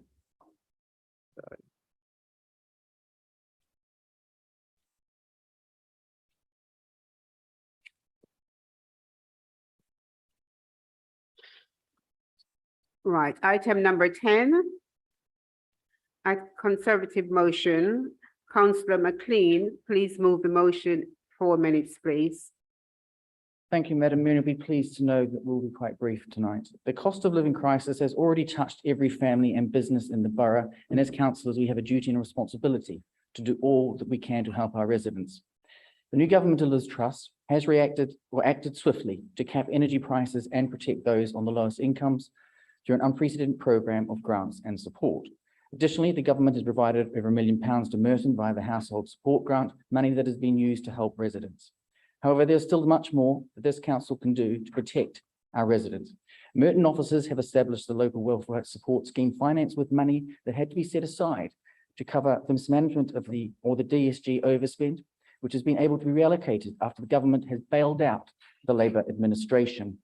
The grants will provide much needed support for those on the council tax support scheme, but there are many residents in the borough who do not qualify for that assistance and need a council on their side during these tough times. That is why we are proposing that officers begin work on the 23-24 budget on the basis of freezing council tax. Madam Mayor, in July, we saw Labour and the Liberal Democrats refusing to support our call for Mayor Khan to freeze the GLA precept, which he has raised by 32% since coming to power, repeatedly cutting the incomes of the poorest across London, cuts felt so keenly today. And tonight, we have seen Labour and the Liberal Democrats refuse to support our calls to scrap the ULEZ expansion, which will hammer the poorest and the most vulnerable in the borough at the worst possible time. To the members of other parties, I say simply that our residents will judge us on all our actions to help them. Words are not enough in these difficult times, and Merton needs action from us all tonight. At the special council meeting, we heard from councillors who had achieved much by reaching across party lines and acting in the best interest of the people of the borough. Now it is up to you, us. Will you help those in Merton who need you to be on their side? Or will you turn your face away, knowing that you had the ability to help our residents, but didn't have the courage? Madam Mayor, I so move this motion.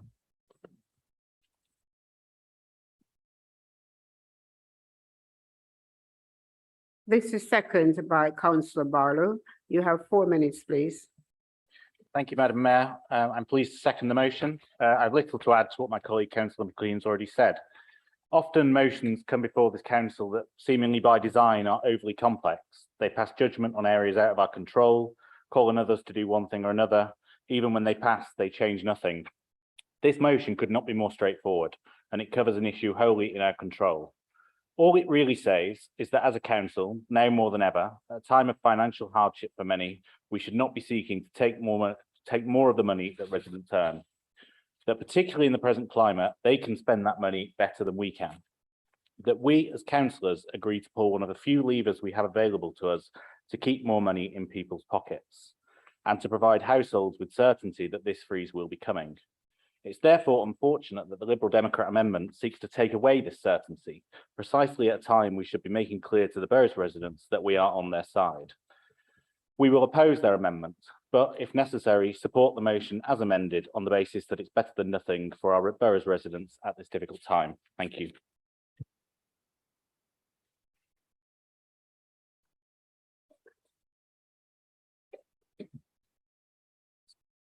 We have an amendment. Councillor Hall, please move your amendment. Please, you have 4 minutes.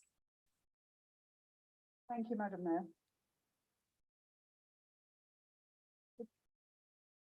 The Tories have proposed a council tax. So no shock there. But why do it now? Take a look at our amendment. It's much more the sensible approach. I know why they've done it. They want to be able to say at budget setting, we proposed a council tax freeze to help the Merton residents. But will it? Might the effect of freezing council tax cause even more essential services to be cut? Everything's really tight at the moment with hardly any spare. And why is that? Might it have something to do with the Tory government cutting back grants to hard push councils across the country?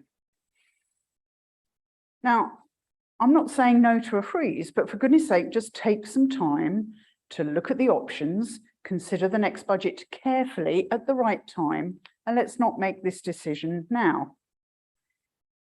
The Tories could have suggested something more imaginative, maybe extended the existing scheme to include residents just outside the benefits boundary as part of the current consultation on the scheme, but no.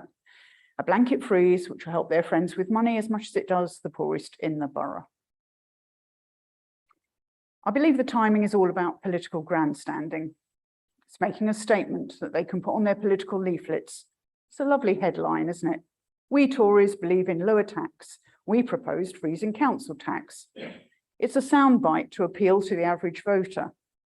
But when you dig down, you see that they don't really believe in evidence-based decision-making, in careful thought and weighing up all the options in a considered way. The Tories have made us all poorer as a nation.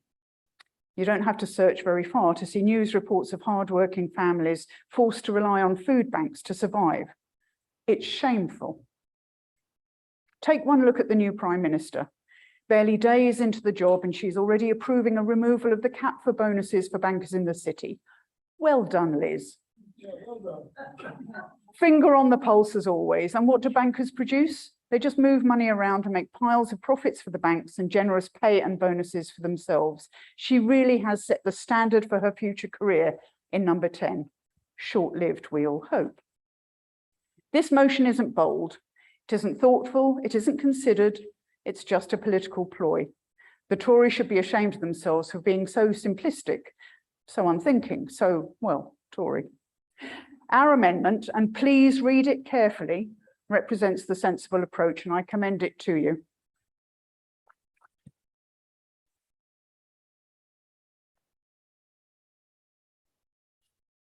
The amendment is being seconded by Councillor Wilson, and this is her maiden speech. 4 minutes, please. Thank you, Madam Mayor. I'm happy to second this amendment. I'm grateful first to the opportunity to represent the people of Rains Park. It's a decision I didn't take lightly. Like many councillors, I have a day job and I've also got 2 very young children. So, you know, it was a big decision for me, but I'm really grateful I've been given the opportunity, and I've also found it incredibly rewarding just to see how invested the community is in making it better, and they really inspire me every day. So thank you for the opportunity. I was just adding to Councillor Hall's comments. guess the thing to say is really we don't want to disagree with the principle of the motion. Of course, a council tax freeze is something that we probably will need to consider. It's just the timing and the way that we do it. The important emphasis in our amendment is that it needs to be an informed decision. We have a due process where we can consider the impacts of this and the trade-offs, and we really want to just ensure that those are fully considered before making the decision. Perhaps that was what you were trying to do with the wording begin to prepare, but we felt it just needed to be clearer. And that is why we are amending the motion today.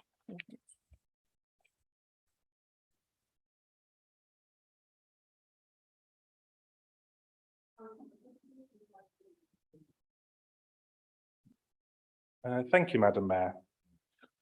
Since 2010, Labour-run Merton Council has done a brilliant job of managing its finances in a business-like way, Councillor Brutus, whilst keeping council tax low.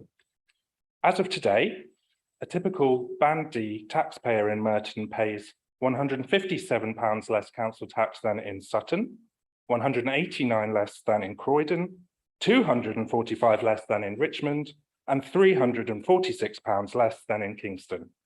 And of course, you will remember, Madam Mayor, that for 7 whole years, we kept council tax frozen, despite the austerity being brought on by the coalition government. But unfortunately, Madam Mayor, we could only hold out for so long, because, as is ever the case, when there's a Conservative government in Westminster, council taxes rise, because time and time again, Conservative governments steadfastly refuse to fund local government properly, whilst knowing full well that councils will have to raise council tax to continue to pay for basic services. So with that in mind, Madam Mayor, I pose a question to our Conservative colleagues in this chamber. If they want us to freeze council tax and therefore cut £2.1 million from our budget from next year, would they like us to close all of our libraries or cut our entire green spaces budget? Because that's essentially what they're asking us to do. That's what this amount of money equates to. We all know this cynical motion isn't serious. I think we actually heard one of the signatories earlier criticise the fare freeze of the Mayor of London. So we know they don't even believe in the principle. They simply want to play political games, as Councillor Hall said, so that they can go and post a leaflet or put something on Twitter attacking the Labour Party for not freezing council tax. Well, I hope when they do that, Madam Mayor, they'll make clear that it is this Labour administration that's taking the responsible decisions necessary to protect our residents and protect services. And finally, Madam Mayor, a word on the Lib Dem amendment. I agree with almost every single word of the amendment. They're completely right when they say that we are essentially forced by central government to increase council tax. The issue I have is that by proposing to examine the impact of a council tax freeze, I don't think that's honest with residents. We know what the impact will be. I've already mentioned it. A freeze will mean cutting more than £2 million from our budget for next year. So I just don't think it would be honest to suggest that the rise may not happen. It unfortunately will have to happen. And residents should know that if they want to lower council tax, they should vote out this mean-spirited Conservative government. Thank you.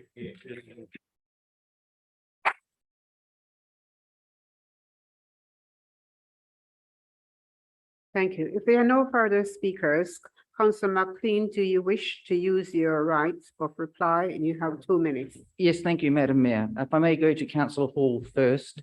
I thought it was quite disgraceful, actually, the way you just completely demeaned the process of what we're trying to achieve here, which is actually to allow people to keep their own money. That's what this is about.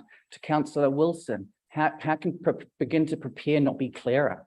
This is about what we're asking. What you've done again is simply try to water it down, but then you have done this before with the All England. I mean, your amendment basically is once again demonstrating your innate ability to talk from both sides of the same mouth while sitting on the fence. Get off there. The splinters must hurt. Councillor Christie, you guys have to start taking responsibility of the fact that you have been in administration for 12 years.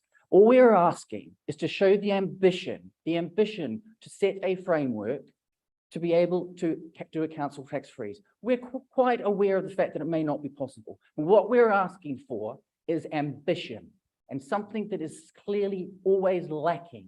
You never take the responsibilities for your decision. The direct DSG, your fault. The £100 million that we weren't able to get because the contract was mismanaged in 2016 with Clarion. These are all under your administrations or previous administrations. You sit there constantly blaming the central government, never taking responsibility for your own decisions. Thank you.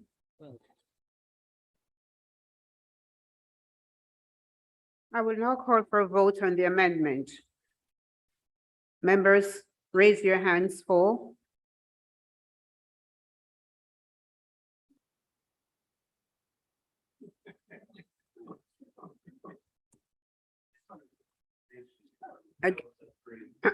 Against?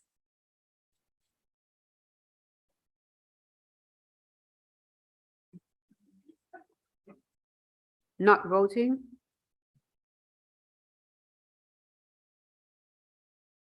For 15, against 35, not voting 1. The amendment is lost.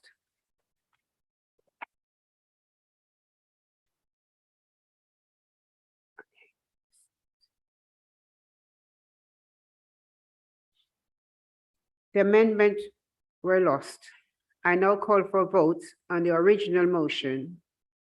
Members, please indicate for.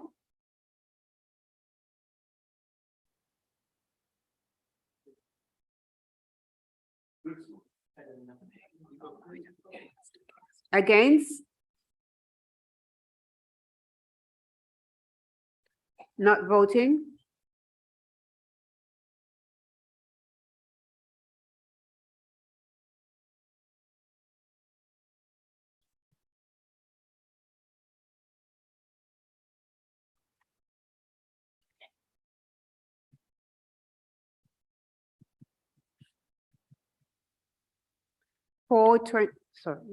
For 22, against 28, not voting 1, motion is lost.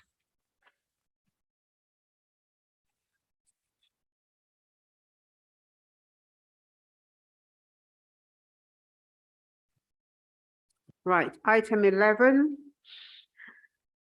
Lib Democrats motion. Councillor Kohler, please move the motion and you have 4 minutes, please. Madam Mayor, I was delighted to hear Councillor Kenny's answer to my earlier question. But why, if you want to do what we are asking you to do, are you tabling a wrecking amendment? Well, we now know the answer from Councillor Christie, of course. I agree with every word of that amendment, but I'm going to vote against it because we're so tribal on the Labour side. Members will be aware of the government's announcement today providing non-residential users of gas and electricity with help with soaring energy costs. This is, of course, welcome news for local schools, notwithstanding limiting that help to initial 6 months, making planning impossible, and funding it on the never, rather than via a windfall tax on the energy companies, as suggested by my party and initially criticised by yours, and yours on and off and on again, whatever you're doing now. However, let's not kid ourselves that our schools' troubles are behind them. Their energy costs over the coming year will still be much higher than they budgeted for. Whilst with inflation just under 10% and bound to go higher, their other non-staff costs are likewise soaring. Before we factor in a wages settlement, much of which will have to be funded from existing budgets if we want to address teachers' falling living standards. It would, of course, be all too easy to propose an unrealistic motion requiring the administration to solve the problem and criticise Labour for not voting it down. But that would be a waste of your time and ours. It's true the council made a surplus of some £20 million over the last 2 years, £20 million. Remember that. It's disappointing our previous budget amendments asking you to use part of any such surplus to help schools meet their spiralling costs was rejected out of hand in the last administration. But now's not the time to dwell on your past mistakes. I'm asking you in all sincerity to move forward with us constructively on this issue. Somewhat presently, the government has already agreed to our first request I'm now simply asking the council to do likewise. We acknowledge the administration doesn't have a magic money tree, although that £20 million surplus is a pretty impressive sapling. And all we're asking you to do is work with officers and local schools to see what you can do to help them through this cost of living emergency. And I say again, Councillor Kelly, if that's what you want to do, why are you tabling this wrecking amendment? We have fantastic schools here in Merton. The administration knows that, as we can see from their later motion. But our schools won't stay that way. They are forced to increase class sizes and cut maintenance, turn down the heating and turn off their computers. So in closing, I want to address the backbenchers on the Labour side. Look at our motion and yours a few pages on. What do you think the children, parents, support staff, teachers and heads would think was helping them more to address the cost of living emergency? Our motion or yours? Please reject your leadership's wrecking amendment, which only asks Councillor Kenny to do what she says she wants to do. Please support our motion and reject the amendment. Thank you.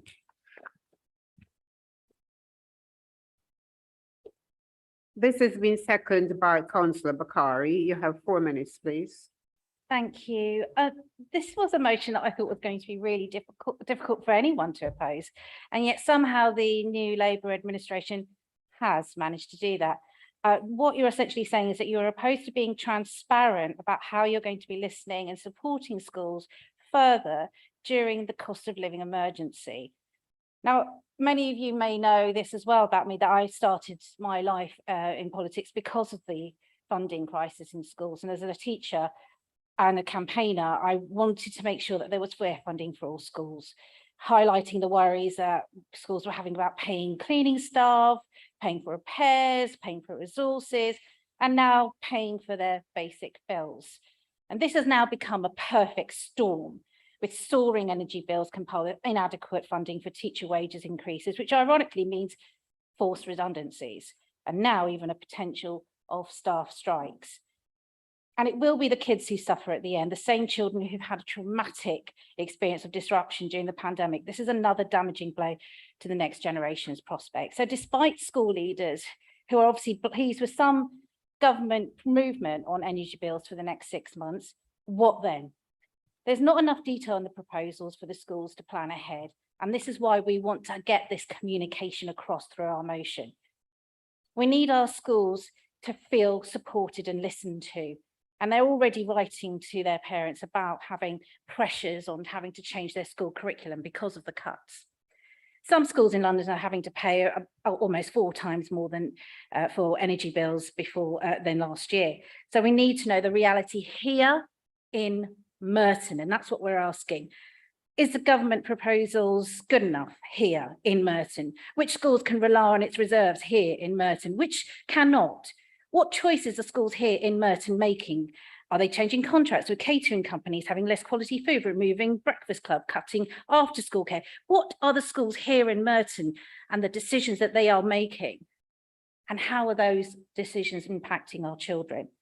So even though there is some movement with the government, and school staff, however, just don't feel as if they have been listened to and feel forgotten by councils and governments across the board. This motion, as I said earlier, is about making schools feel heard and getting a real idea about the impact of this crisis is having on those schools, and being transparent where we can, because no one will feel listened to if they don't hear their voice. And unfortunately, the amendment to me, and this is what a teacher would say, feels like a tantrum, a stamping of the foot and saying no. Well, I'm afraid that's not how we should be working in politics. We're grown-ups. And you literally have done this. You have taken let's say a red pen and crossed out that you are not going to consult schools, you are not going to present a paper, you are not going to investigate the funding shortfall caused by the cost of living emergency, and you're not going to provide an outline for the assistance to local schools. That's what you've just done. You crossed it out. Talk to any teacher, and I do every day. Many feel ignored. And it's been too long now that they've had to muddle through, cope and survive. That's just not good enough. We need to do better.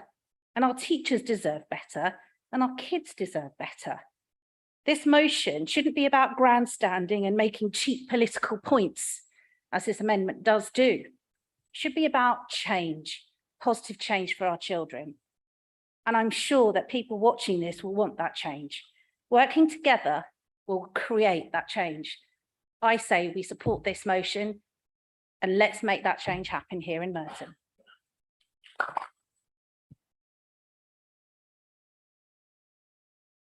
Thank you. We have an amendment. Councillor Kenny, please move your amendment. You have 4 minutes, please.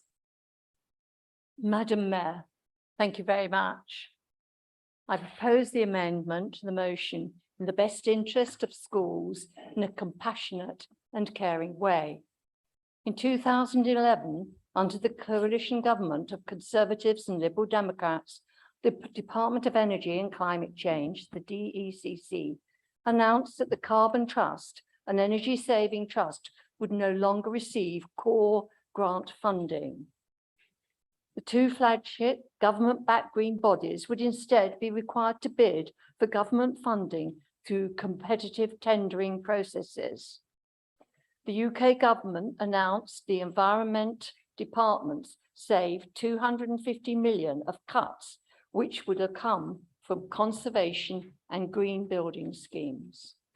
The Institute of Fiscal Studies states that per pupil, funding fell between 9% between 2010 and 2020, described as the largest cut to school funding in more than 40 years. This came from the Conservatives and the Liberal Democrat coalition and the Conservative governments. Schools have been struggling for years. Increased energy bills add to their burden. On current information, it appears that there may be support for schools to support against higher prices over the winter. However, this support will be based on current prices and may not be providing reductions on the rises since the 1st of April 2022, when energy prices increased about 2.5 times more compared to the previous financial year. This is approximately £35,000 more for the average primary school and over £100,000 for the much larger secondary school. Today's announcement will help schools, and this is welcome. However, we do not have the details, and does it have the visions to support schools? We continue to lobby the government, including through the Schools Commissioner, for schools to receive this extra financial demand in their budget. I reiterate, since 2010, the Labour government of Merton has supported administration of Merton, has supported schools with the installation of solar panels at 29 of our schools, the installation of loft insulation in 19 schools, and the upgrade of lighting to LED lights at 4 high schools and several primary schools. The 2 expanded primary schools all have high spec insulation. These strategies help to reduce energy bills. We are shortly going to investigate whether there are further schools that could receive solar panels, and we continue to encourage behaviour change across all our schools. We're also commissioning fresh energy strategies to assess further energy saving measures as part of our carbon reduction plan to meet our climate emergency declaration. The holiday activities and food fund that local authorities have been funded with across England to develop holiday provision through healthy food and enriching activities for children eligible for free school meals over the various holidays. In Merton, we extended the entitlement to free half places to children who were not eligible for school meals, including looked after children, children with EHC plans, young carers, children in refugees, including those fleeing the war in Ukraine. We have allowed schools to offer at some additional places to families who they felt needed it. During August, I visited 3 holiday activities. There were over 30 in Merton. I observed children fully involved with various activities and being offered a meal, a hot cooked meal each day of the week. To date, we have over 300 organisations developing over 1,000 places with over 1,800 children. I have not had the temper I think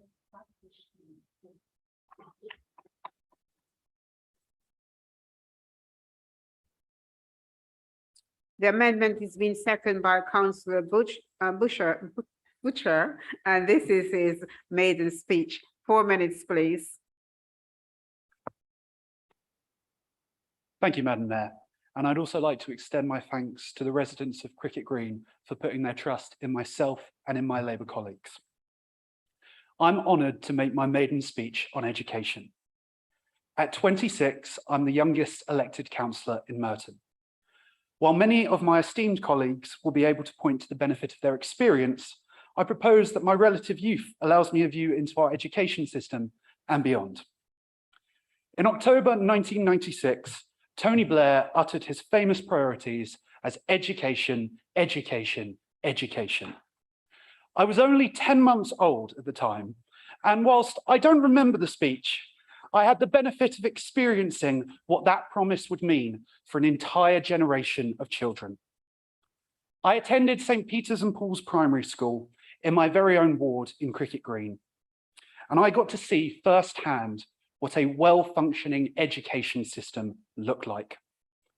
Whiteboards transformed into smartboards, free nursery school places for 3 and 4-year-olds, record improvements in literacy and numeracy, over 36,000 more teachers in England alone.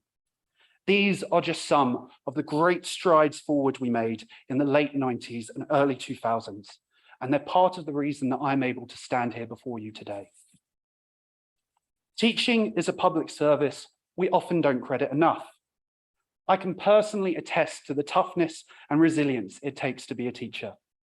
I volunteered in several schools as a teaching assistant, including my own former primary school, with a view to becoming a teacher myself. While illness meant my life took a different path, the experience I had showed that those wanting to enter the profession faced early mornings and long nights where they were forced to bring work home, as well as chronic underfunding to the point that they had to pay for essential classroom equipment out of their own pocket, all to the detriment of their health and their personal relationships. As the Cabinet member referenced, when it came to funding our schools properly, the coalition government fought only in the short term. The consequences of cuts they imposed left our schools in a vulnerable state, which, combined with the cost of living crisis the whole country is currently grappling with, have sent our education system spiraling into crisis. It is no surprise that recent studies show that 44% of teachers are planning to quit the profession within the next 5 years. That is not a sustainable model for an education system. Now, I believe every person in this chamber got into local government to champion what they believe is best for the people of Merton. We may often disagree passionately about what that is, but I think we can all attest to the importance of a good education in giving a child the best start in life. This administration has already taken steps to ensure children in our borough do not go hungry, and we will continue to support our teachers, our students, and to promote a better education for all in Merton. After all, a good education was what allowed a working class boy like me from Cricket Green to one day represent it in this chamber. Madam Mayor, I am proud to second this amendment. Thank you.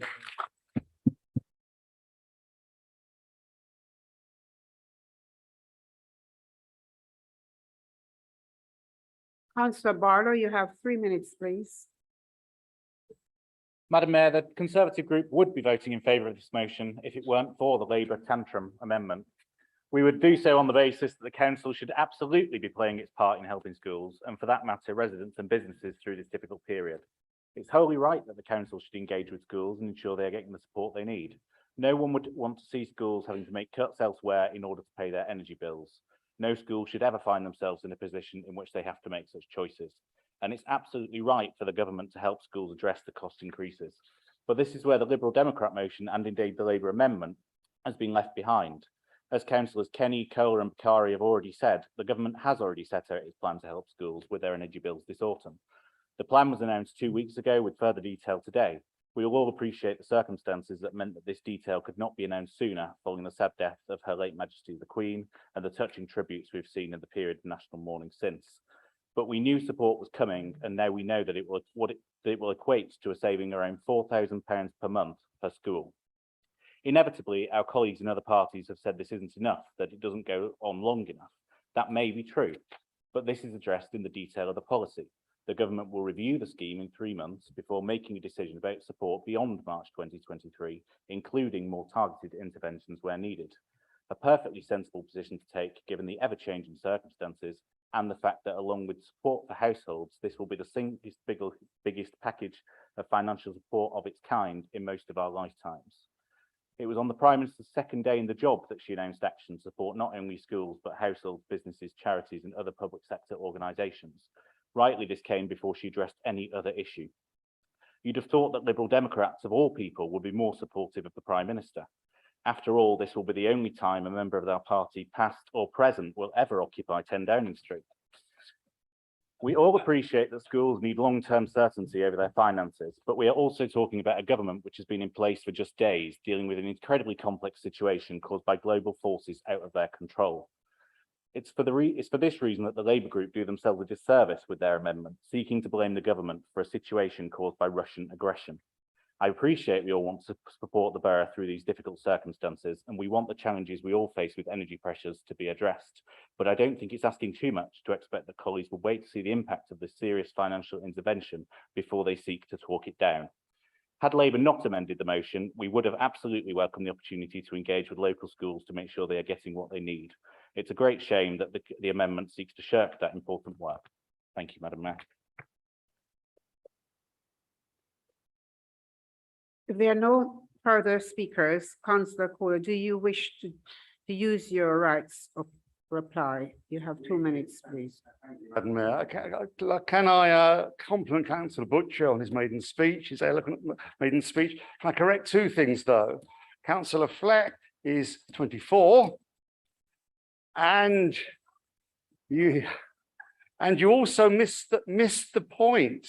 We're not here to argue about austerity, which I'm not going to defend, although Councillor Christie defended 7 years of austerity in this borough, where the Labour Council cut services to maintain 0 increase in council tax. I'm not going to defend that. He did, interestingly.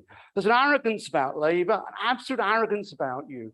All we are saying is, do these things. Let's consult with schools. Let's work together. Let's help them through this crisis. And what do? You get up and say, well, I can't agree with that because you've said it, and thus I'll offer a wrecking amendment. It's so sad. It's so tribal. And you smile at the front. Look at the faces behind you who look so depressed. Their heads down throughout it all. Absolutely down, listening to this shocking tribal leadership. Backbenchers, this is your leadership. You deserve better. Thank you.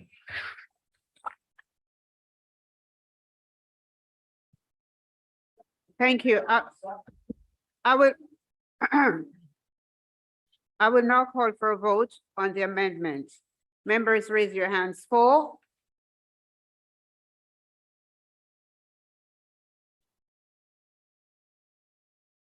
Against?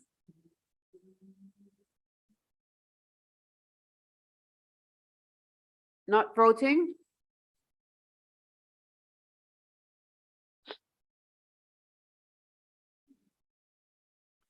For 27, against 23, not voting 1. The amendment is carried.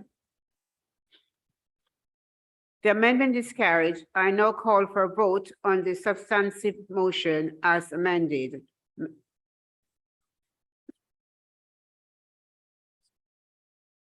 For, against, not voting,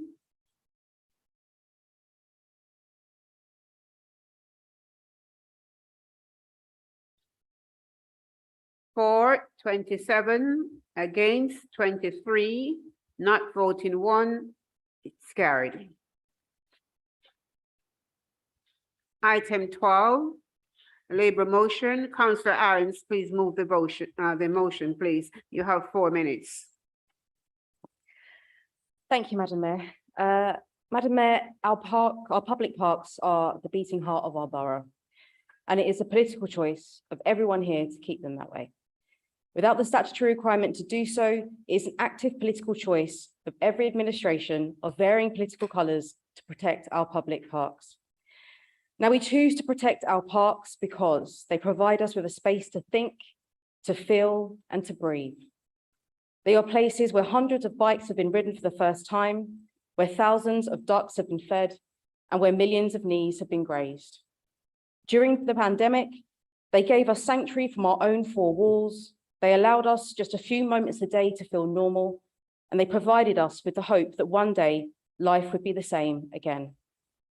So, Madam Mayor, I am delighted to take this opportunity to recognise that Merton has retained all 6 of its Green Flag Awards, and that Collierswood Rec, Abbey Rec, Don Donald Rec, John Innes Park, Sir Joseph Hood Memorial Playing Fields, and South Park Gardens will be keeping their green flags flying for at least another year. Madam Mayor, this motion seeks to do 2 things. Firstly, it asks colleagues across the council to acknowledge and recognise the dedication of our friends groups and of Merton's Green Spaces team, who work in partnership to make our parks the thriving community spaces they are. Every councillor here knows what it means to dedicate your time to a cause that you believe in. So we want to thank our volunteers for every sacrifice Saturday morning lie-in, and for every evening spent in front of a laptop sending emails rather than relaxing in front of the telly. Thank you for giving us your time to make our parks so special. We want to thank Andrew Kaufman and his team for their passion, care, and commitment to our parks. Their work protects this borough's most valuable asset, ensuring they can be enjoyed for years to come and that they can continue to provide spaces where new memories can be made. The second part of this motion is a statement of intent, because, Madam Mayor, we want more. We want more of our parks to be recognised this way. We want more friends groups, and we want to see more green flags flying across every corner of this borough. For next year, along with these 6 parks, we will be entering Canizaro Park, Hayden's Road Rec, and the Cannons for green flag judging. But that is only the beginning. We know we have what it takes to go further. So, Madam Mayor, I hope colleagues will support this motion to thank our volunteers, to thank our Green Spaces team, and to support our ambition of having more green flags flying across Merton. Thank you.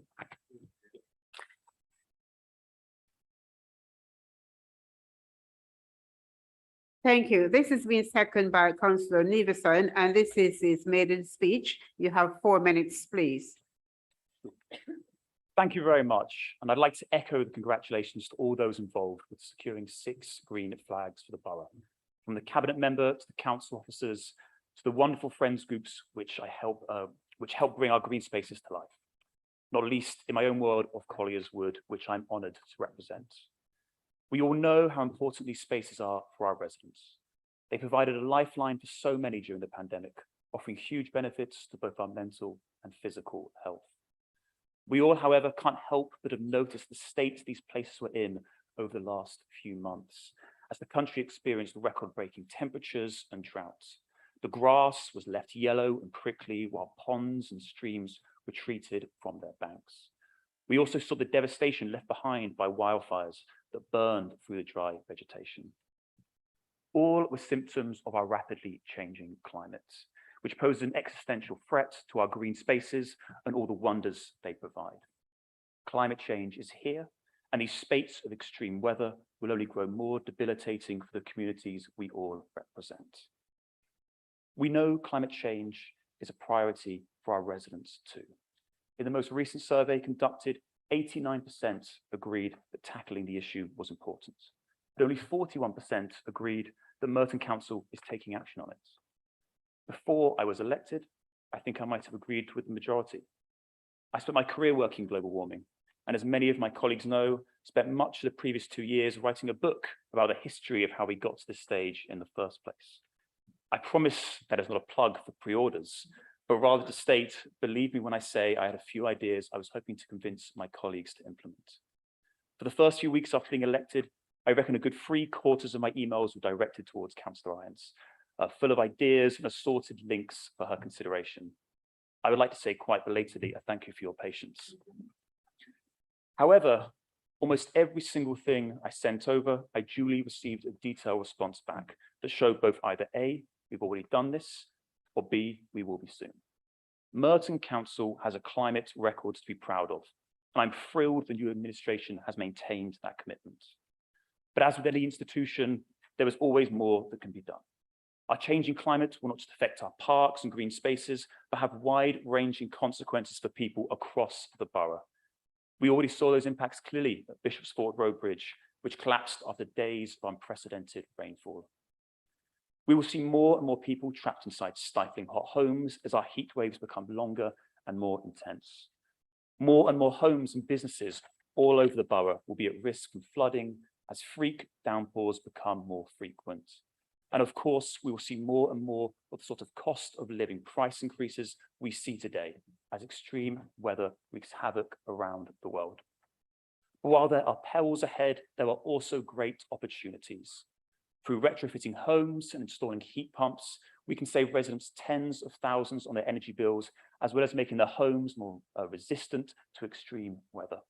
Through investment in cycling infrastructure across the borough, we can tackle the scourge of air pollution and improve the health prospects of so many in our borough. And of course, through investing in our parks, we can create even richer, welcoming and biodiverse green spaces that make our borough so special. So I'm delighted to second this motion, recognizing the great achievement of so many in the council and beyond. And I hope to see a continued push to make our borough a climate leader and thereby protecting our parks and green spaces now and for many years to come. Thank you.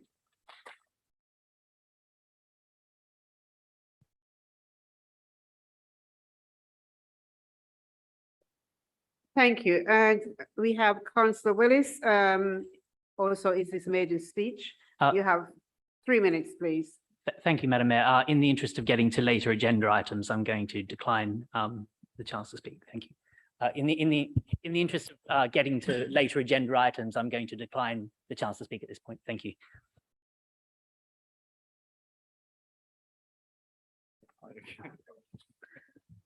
Thank you, Madam Mayor. I'm not going to decline, but very noble of you to do so. Anyway, so Madam Mayor, I'll be quick though. Madam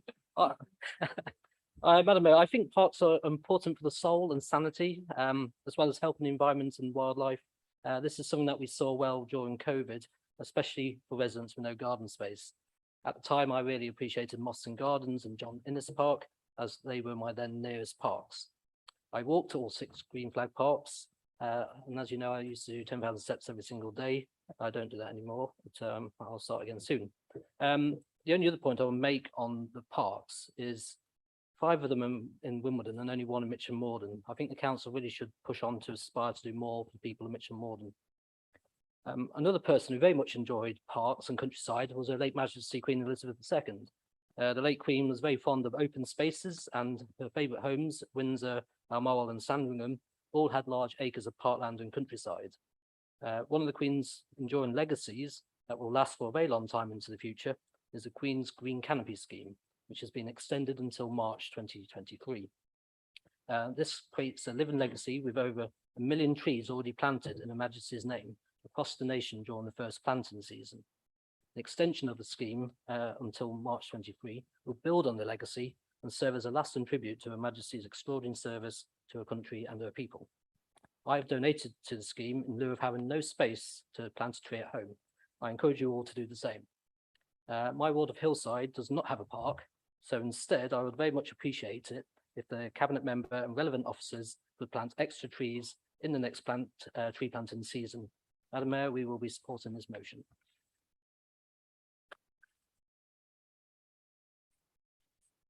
Thank you. If there are no further speakers, Councillor Arons, do you wish to use your rights of you have 2 minutes, please. Just very briefly, Madam, just want to congratulate Councillor Nevis on his maiden speech, and thank you, Councillor Willis, for speeding things on.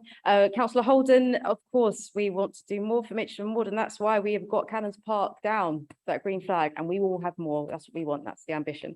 And also on your the Queen's Green Canopy, as you know, we planted a tree for every child in this borough for that scheme. We're on target to hit 3,000 trees planted this year, and we will get more done. We've got some really exciting things around trees, so we would have a chat about Hillside, and I hope we can help you out there. Thank you.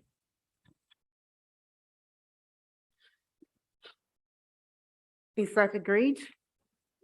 Great, thank you.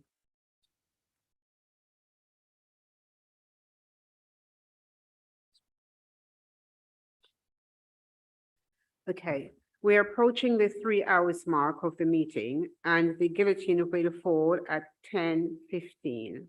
I therefore move that the meeting is extended by 30 minutes to enable all the items to be discussed. Is that agreed? Thank you.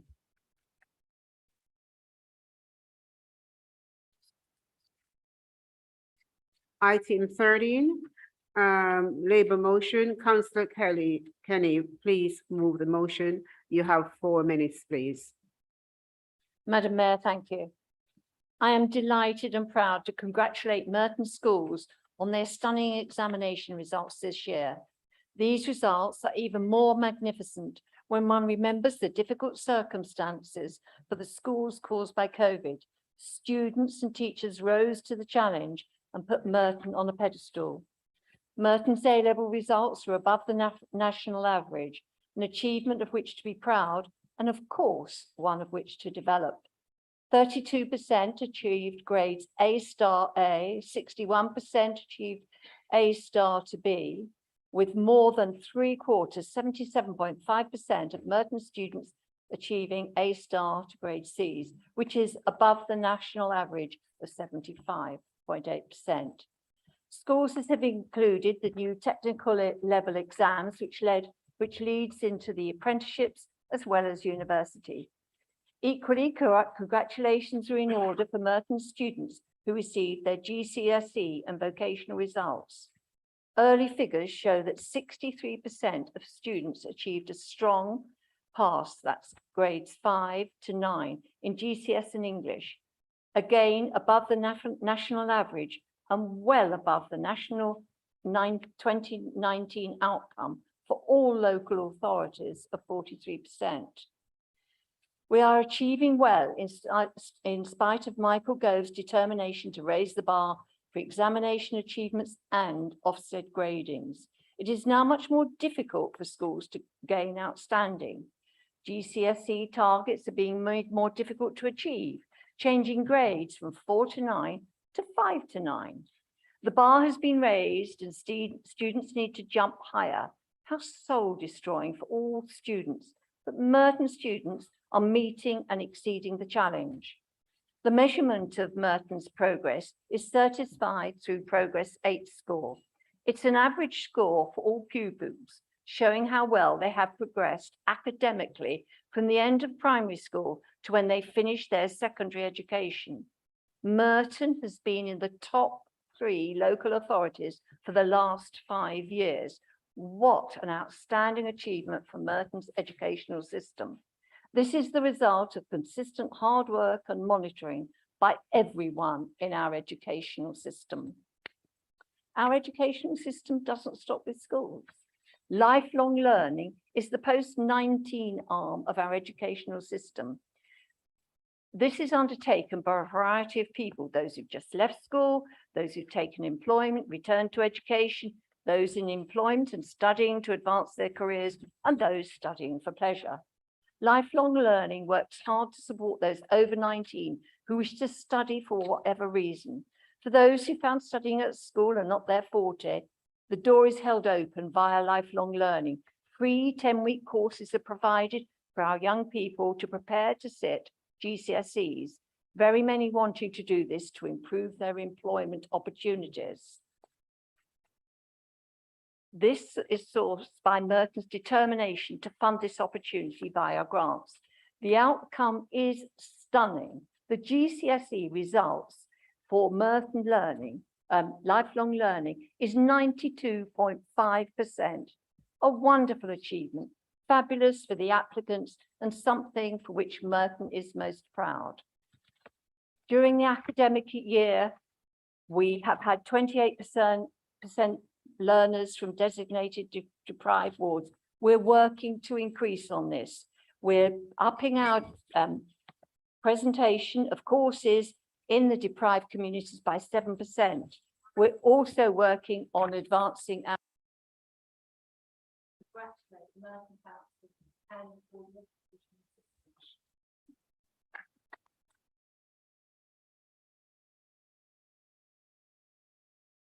Councillor Howard, sorry, I do apologize. Russian time.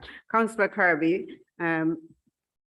this has been seconded by Councillor Kirby. You have 4 minutes, please. Thank you. I am pleased to second this. Given the current climate we're operating in, it is to the student and pupils' credit that they've done so well in their examinations this year in Merton and elsewhere across the country.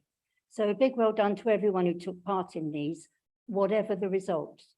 A big thank you to our school staff and parents who've assisted these achievements, for this really has been no mean feat. I'd like to comment on some of life's obstacles our young people have had to overcome of late while studying. I have 3 teenage grandchildren and know from their experiences of friends how difficult these times are. If COVID wasn't enough disruption to learning, the mental state of many of our young people is a major source of concern.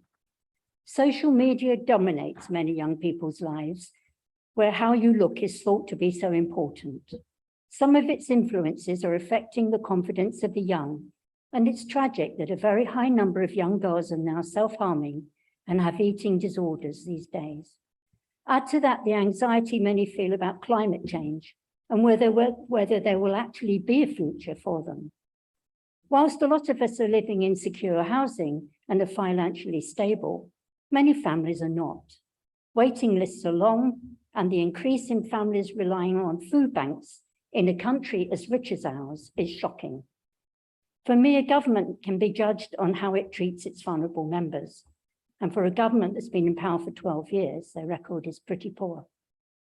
Fortunately, this year, there were no ridiculous algorithms to undermine the marking system. State schools are underfunded.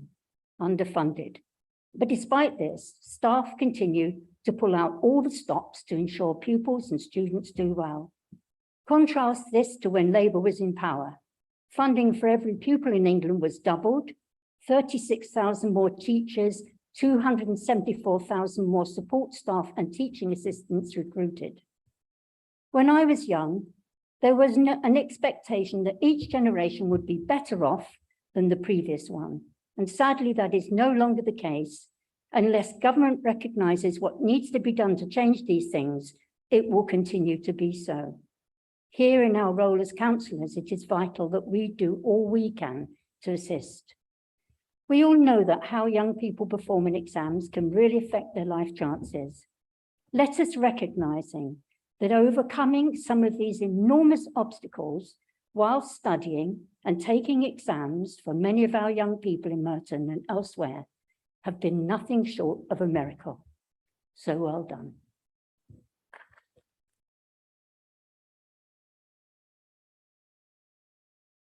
Thank you. Councillor Howard, 3 minutes, please. Thank you, Madam Mayor. I started off with a blank piece of paper on this one, actually. I was going to keep it very simple, but it's just interesting that I want to focus on the kids because they worked incredibly hard. I want to focus on the teachers because they worked incredibly hard. And it pains me when this kind of thing gets politicized to try and poke at the government. It's interesting because they've achieved some fantastic results, and yet Councillor Butcher described a crumbling education system.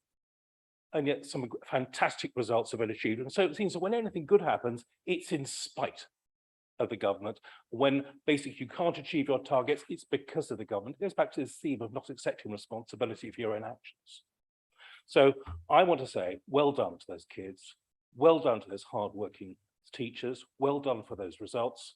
And I have to say that we take particular pride as well in the performance of the sixth forms, which the Conservatives reintroduced into Merton schools during their last administration. Thank you very much.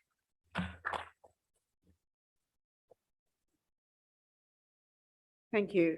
Councillor Kohler, you have 3 minutes, please. I will be brief. We have brilliant schools and brilliant students. My only other comment is that politicians who seek to bask the reflected glory are often lost in the shadows. Thank you.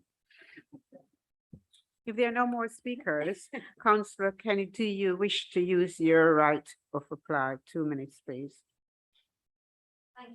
Just very briefly, I'd like to thank Councillor Kirby for the other side of education and all the struggles so many of our youngsters have to go through and their families supporting them.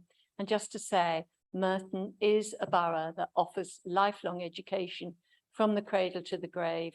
And I think it's stunning what schools have done during such difficult circumstances, supported by a very committed and caring administration. Thank you. Is that agreed? Thank you. We go to item 14, amendment to the Constitution. Councillor Christie, will you move the report, please? You have 4 minutes shorter. Oh, I don't need 4 minutes, Madam Mayor. I'm happy to move the report. I think it speaks for itself. Thank you. Second by Councillor Garage. Thank you, Madam Mayor. I'm happy to formally second. We have an amendment to the report. Councillor McGrath, please move the amendment. You have 4 minutes or less, please. Thank you, Madam Mayor. I want to talk about section 2.4 of this report, because I have to say that my group is a bit puzzled by it, and we're not quite sure what problem it's trying to solve. The core is that councils will only be allowed to see exempt papers if they can demonstrate a need to know. Madam Mayor, we're not clear. Is there a problem that too many councils are asking to see exempt papers? Isn't taking interest in the papers, going particularly to Cabinet, but to other committees which are exempt, actually the sort of thing that councillors should be doing? Why are we trying to make the job of councillors more difficult by restricting access to papers? And we don't know why this discussion why this proposal has been put forward, because there was no discussion at the Standards and General Purposes Committee. Literally, there was no discussion at all. I was looking at what the Local Government Association says about the role of councillors. And they say councils need clear strategies and policies to enable them to achieve their vision. Make the best use of resources and deliver services. As a council, you'll contribute to the development of policies and strategies. Well, it's quite difficult to contribute if there are documents you're not allowed to see. One of the practical problems, Madam Mayor, is that it's often quite difficult when you look at the title of some of the exempt papers to work out what they're about. And therefore, it's quite difficult to demonstrate that you have a need to know what's in them. So this amendment is trying to do something very simple. It's trying to say that at least one person from every group, and by group we include single councillors, should be able to see an exempt paper. So that's a very simple amendment.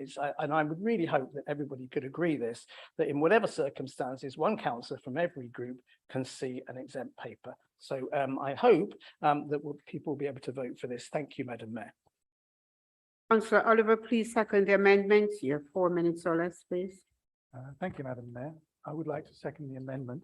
My comments relate to section 1.2 of the paper, which says that the amendments proposed within the paper have been agreed by the Standards and General Purposes Committee at its meeting on July the 21st this year.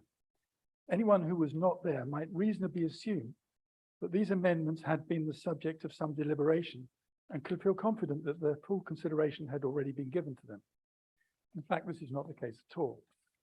The question of resources, which is recommendation D, was discussed. The others were not.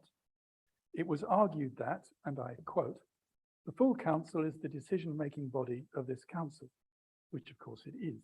And furthermore, it's wrong to minimize the importance of the full council. And I agree with that too. But it suggests that a discussion of these matters at the Standards and General Purposes Committee would somehow diminish the status of the full council. So the Standards and General Purposes Committee just passed these proposals along to the council without any discussion at all. As Vice Chair, I regret that the committee has decided not to carry out its function of considering constitutional matters. Anyway, returning to the motion, I second it and urge everyone to support it in the interests of preserving transparency and scrutiny. Thank you.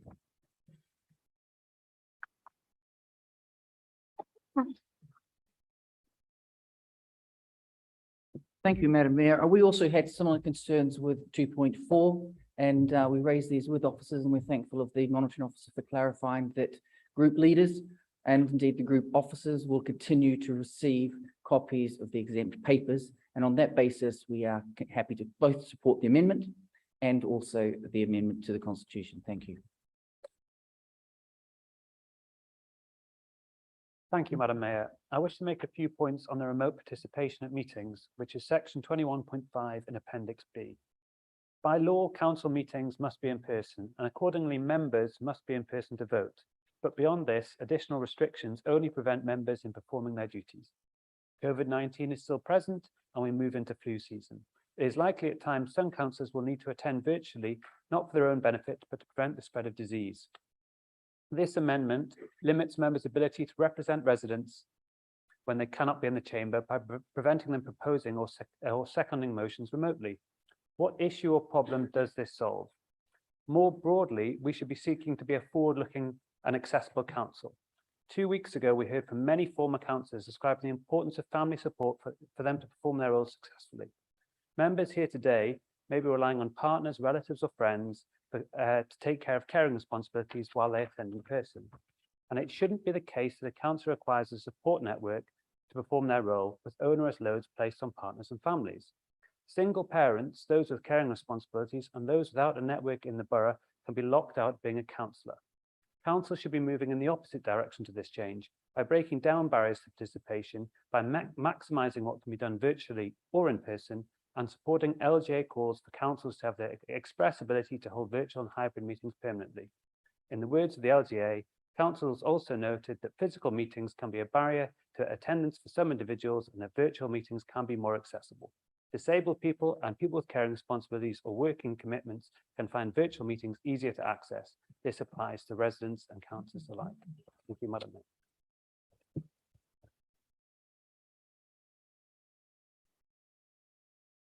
Thank you. If there are no further speakers, Councillor Christie, do you wish to use your rights of reply? You have 2 minutes or less, please. Thank you, Madam Mayor. I'm afraid I will have to. I had hoped that I wouldn't have to, given that the report had come before and been discussed by and agreed, and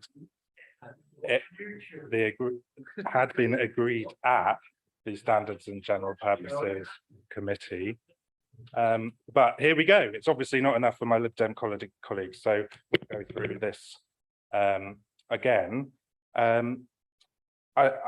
In responding to the particular amendment, I can't quite get my head around it, because I think that their amendment would actually defeat the whole point of the amendment to the Constitution. The purpose of the amendment to the Constitution is to ensure good, proper, rigorous information management in a major organisation where secure information needs to be protected properly. I don't understand why we would want to widen the audience or the reader list for restricted information from those who need to know it. I'm particularly perplexed by this sort of notion that it shouldn't just be read by members of the relevant committee, given that they all sit on the committees. So I don't quite understand what point they're trying to address. In any case, there have been additional points raised this evening, Madam Mayor, that weren't even reflected in the amendment. I politely suggest to my Lib Dem colleagues that the place to do that would have been the Standards and General Purposes Committee in the first place. They have representatives that sit on the committee. Could we ask the chair of the committee to corroborate what you said, please? Yeah. Madam Mayor, I don't know if this is a free-for-all. I don't know if it's, am I? For people when they're talking, that's not right. We're all adults. Sir, one moment, please. Councillor Christie, would you like to repeat? I think I've made my points, Madam Mayor. I think the place to discuss this is the Standards and General Purposes Committee. The report's been agreed, and so I have nothing more to add to it. We'll progress with the report. Thank you.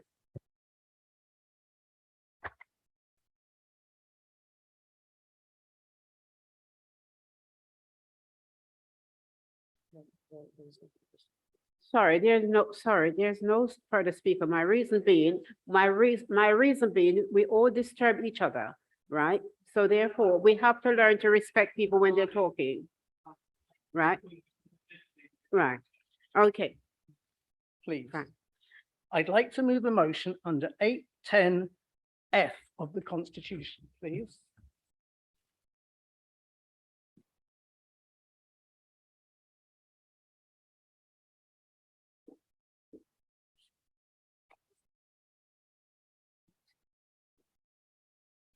Eight ten F.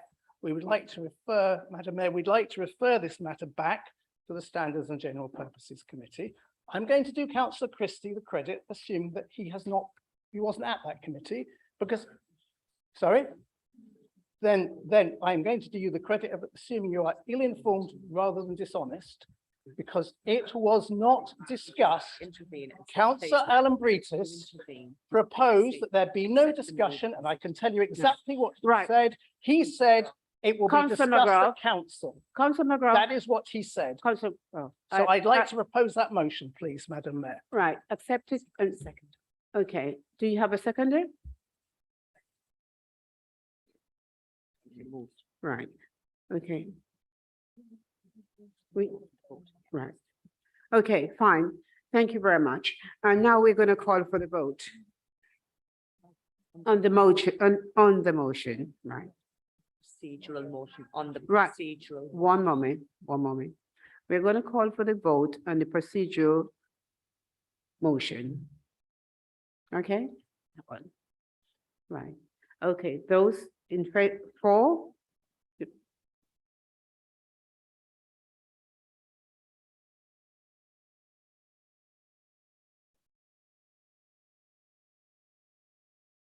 Against?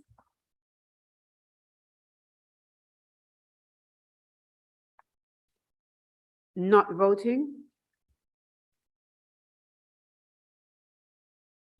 For 23, against 27, not voting 1. Motion fails.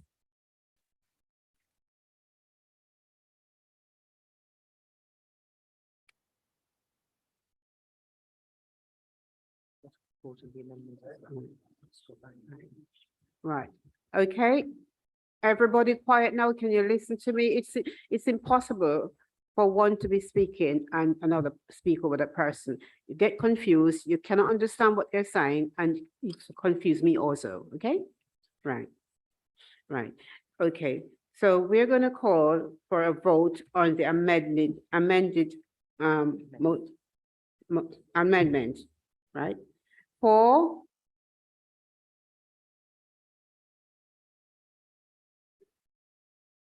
Against? Not voting?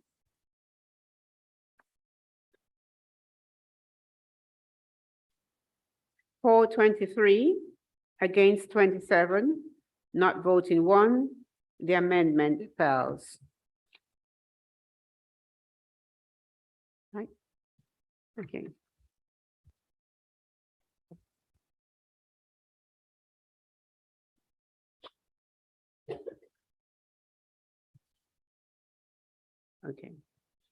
Okay. The amendment is lost. I now call for a vote on the original report. Is that agreed?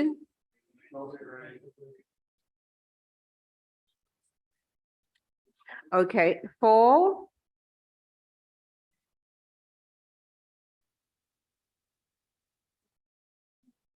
Against? Not voting?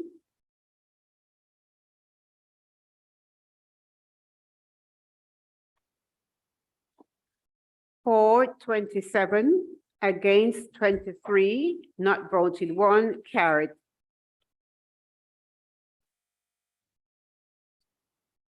Item 15, overview and scrutiny on annual report. Councillor Foley, will you please move the report? You have 4 minutes, possible less. Thank you, Madam Mayor. It won't be 4 minutes. Thank you, Madam Mayor, for the opportunity to put this report before this council tonight. I would like to give a special mention to my former ward councillor, Peter Southgate, for his previous work, not just on this report, but also on his many years as chair of the commission. During the last year, overview and scrutiny at Merton continued to reflect the concerns of the public and influence the decision-making process. The response to the pandemic remained a priority, and the Director of Public Health attended meetings of the Healthier Communities and Children and Young People panels to provide updates on the latest COVID-19 rates. Relationships between scrutiny and local partners still remain productive. The Sustainable Communities panel met with Veolia regarding concerns around street cleanliness and rubbish collection. The Commission held its regular meetings with the Borough Commander to ask questions and raise matters of crime and safety. The varied work of the Safer Merton team, including the extensive partnership response to violence against women and girls and the plans for additional interventions to improve safety, were presented to the Overview and Scrutiny Commission, alongside the attendance and additional input, again from the Borough Commander. Now, I'd just like to mention some of the items coming up. In Children and Young People, they'll be looking into the rising number of education, health and care plans, EHCPs, corporate parenting, care leaver housing, and foster care recruitment, all important topics which I'm sure members in the chamber will agree with. In Sustainable Communities, they will be continuing to look into fly tipping, a constant blight in the borough, our cycling infrastructure and facilities, including cycle lanes, and of course, importantly, storage space and hangars. Clarion will continue to be in the spotlight regarding repairs and maintenance. Our tree strategy, not just planting new trees, which is great, but also maintaining and looking after our existing trees. Disability access. In Healthier Communities, they'll be reviewing the mental health provision following the pandemic. Suicide prevention, looking at the services and support available across all age groups. Long COVID, to review the support to those living with long COVID. These are just a few of the topics that will come before scrutiny panels in the coming months. I would also like to finish by taking the opportunity to thank the scrutiny team, in particular Rosie and Stella. Madam Mayor, I'm pleased to commend this report to you and this council. Thank you.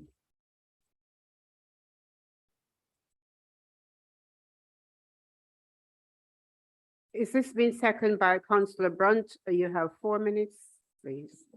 Thank you, Madam Mayor. I'd also like to thank my predecessor as the Vice Chair of Overview and Scrutiny, Councillor McCabe, although perhaps not with tonight's discussion for the other mantle he passed on to me as Chair of Standards and General Purposes, but we'll get onto that another time.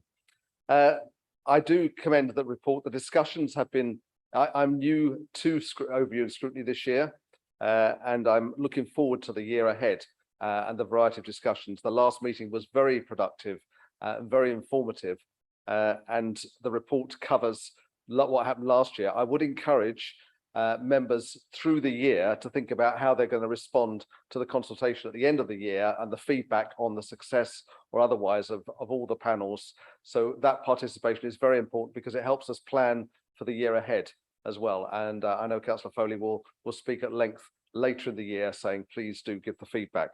But the benefit, I think, of the scrutiny system is that it is a way of having non-partisan discussions about the services that we provide in Merton, and also hold officers and council and cabinet members to account for their decisions and probe and ask the questions in a non-political way.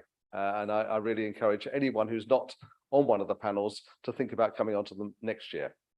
Thank you. And I so second the report.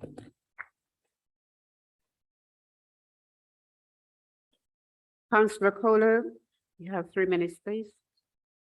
Very, very briefly, this is a complacent report that says nothing. I say this with a heavy heart, Ed and Mike. Scrutiny is not in a good place in this borough. It's a tick box exercise. We've just seen that in the previous discussion over something that went to standards, general purposes, and wasn't even discussed. It's shocking. Look to yourselves, and you grin at the front, Ross. Look at the sour faces behind you and ask to vote for some of this rubbish.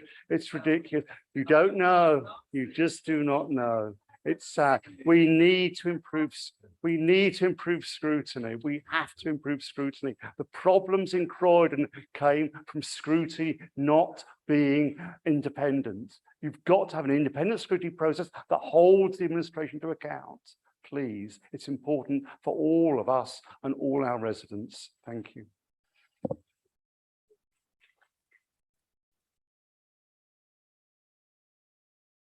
Yeah. Councillor Foley, would you like to use your rights of reply? You have 2 minutes, please.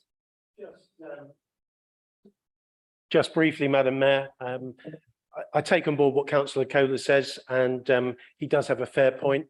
I think all I would say is we are a new panel on this commission, and I think we will do our best to, make scrutiny work. So thank you.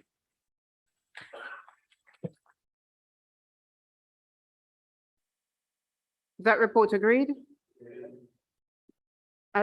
As I hear it's agreed, does that? Chair.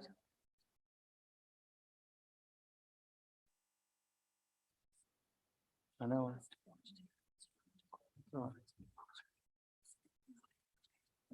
Right, okay. Chair, can I just make a point of order? I'd just like to apologise to the council and Councillor Kohler in particular for not smiling at 10:35 at night, having been in the meeting since 7 o'clock. Right. Okay. Right, order everybody, please.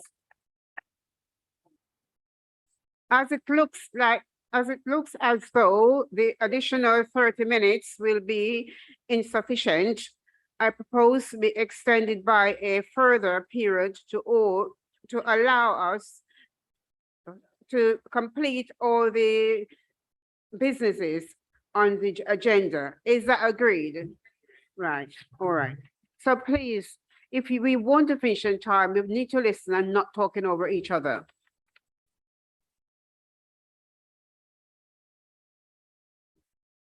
Item 16. The street trading policy. Councillor Macaulay, will you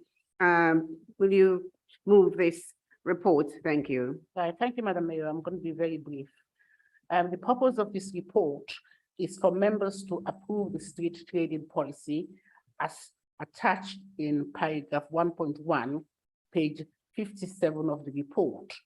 It was recommended by the Licenses Committee on the 25th of June this year to come into effect on the 1st of January 2023.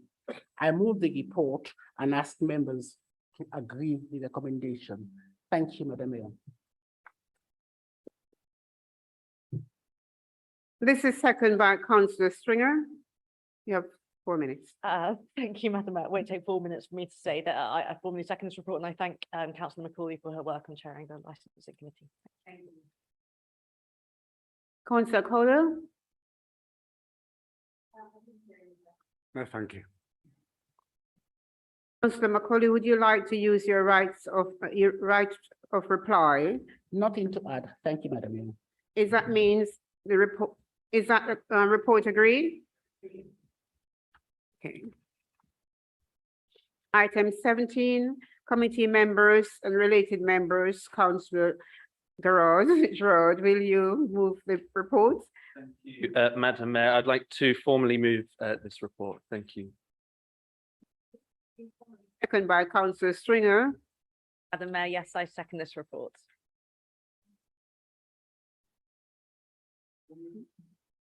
Agreed? Everyone agreed? Yes.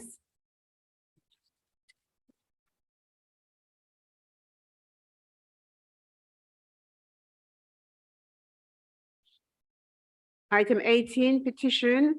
When I call your name, please announce the title of your petition and bring forward any petitions that you wish to submit. Councillor Williscott.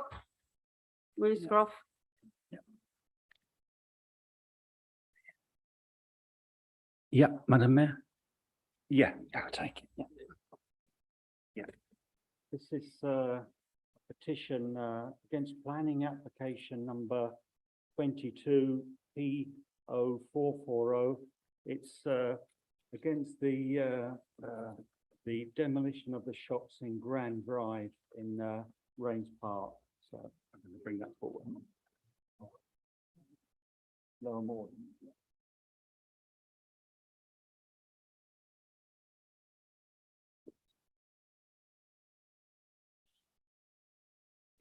Thank you. Councillor Galley? Thank you. I'm providing a petition that is asking the council to look at changing the current restrictions in H1 CPZ. There'll be more details with the petition.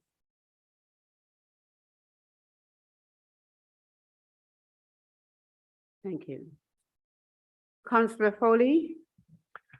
Thank you, Madam Mayor. It's a petition for safer street lighting in Merton Park.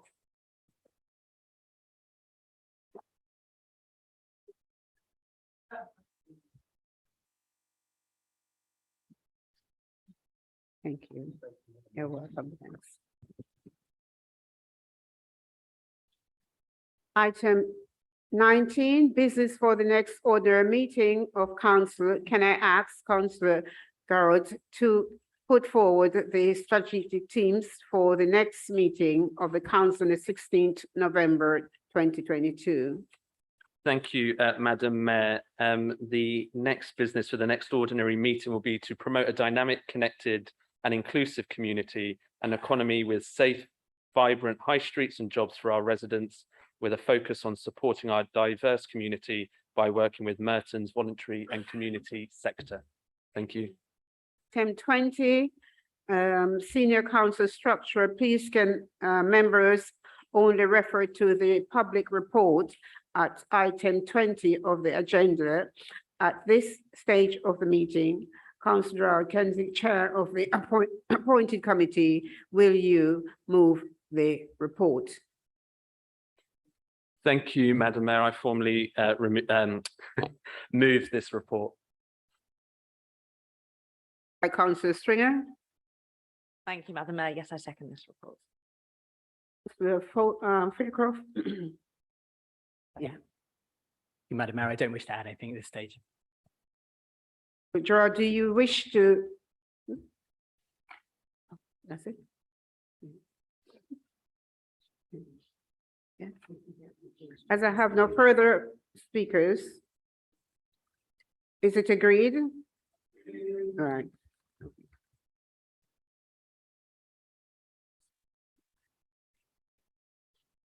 Right. That concludes the public section of the meeting.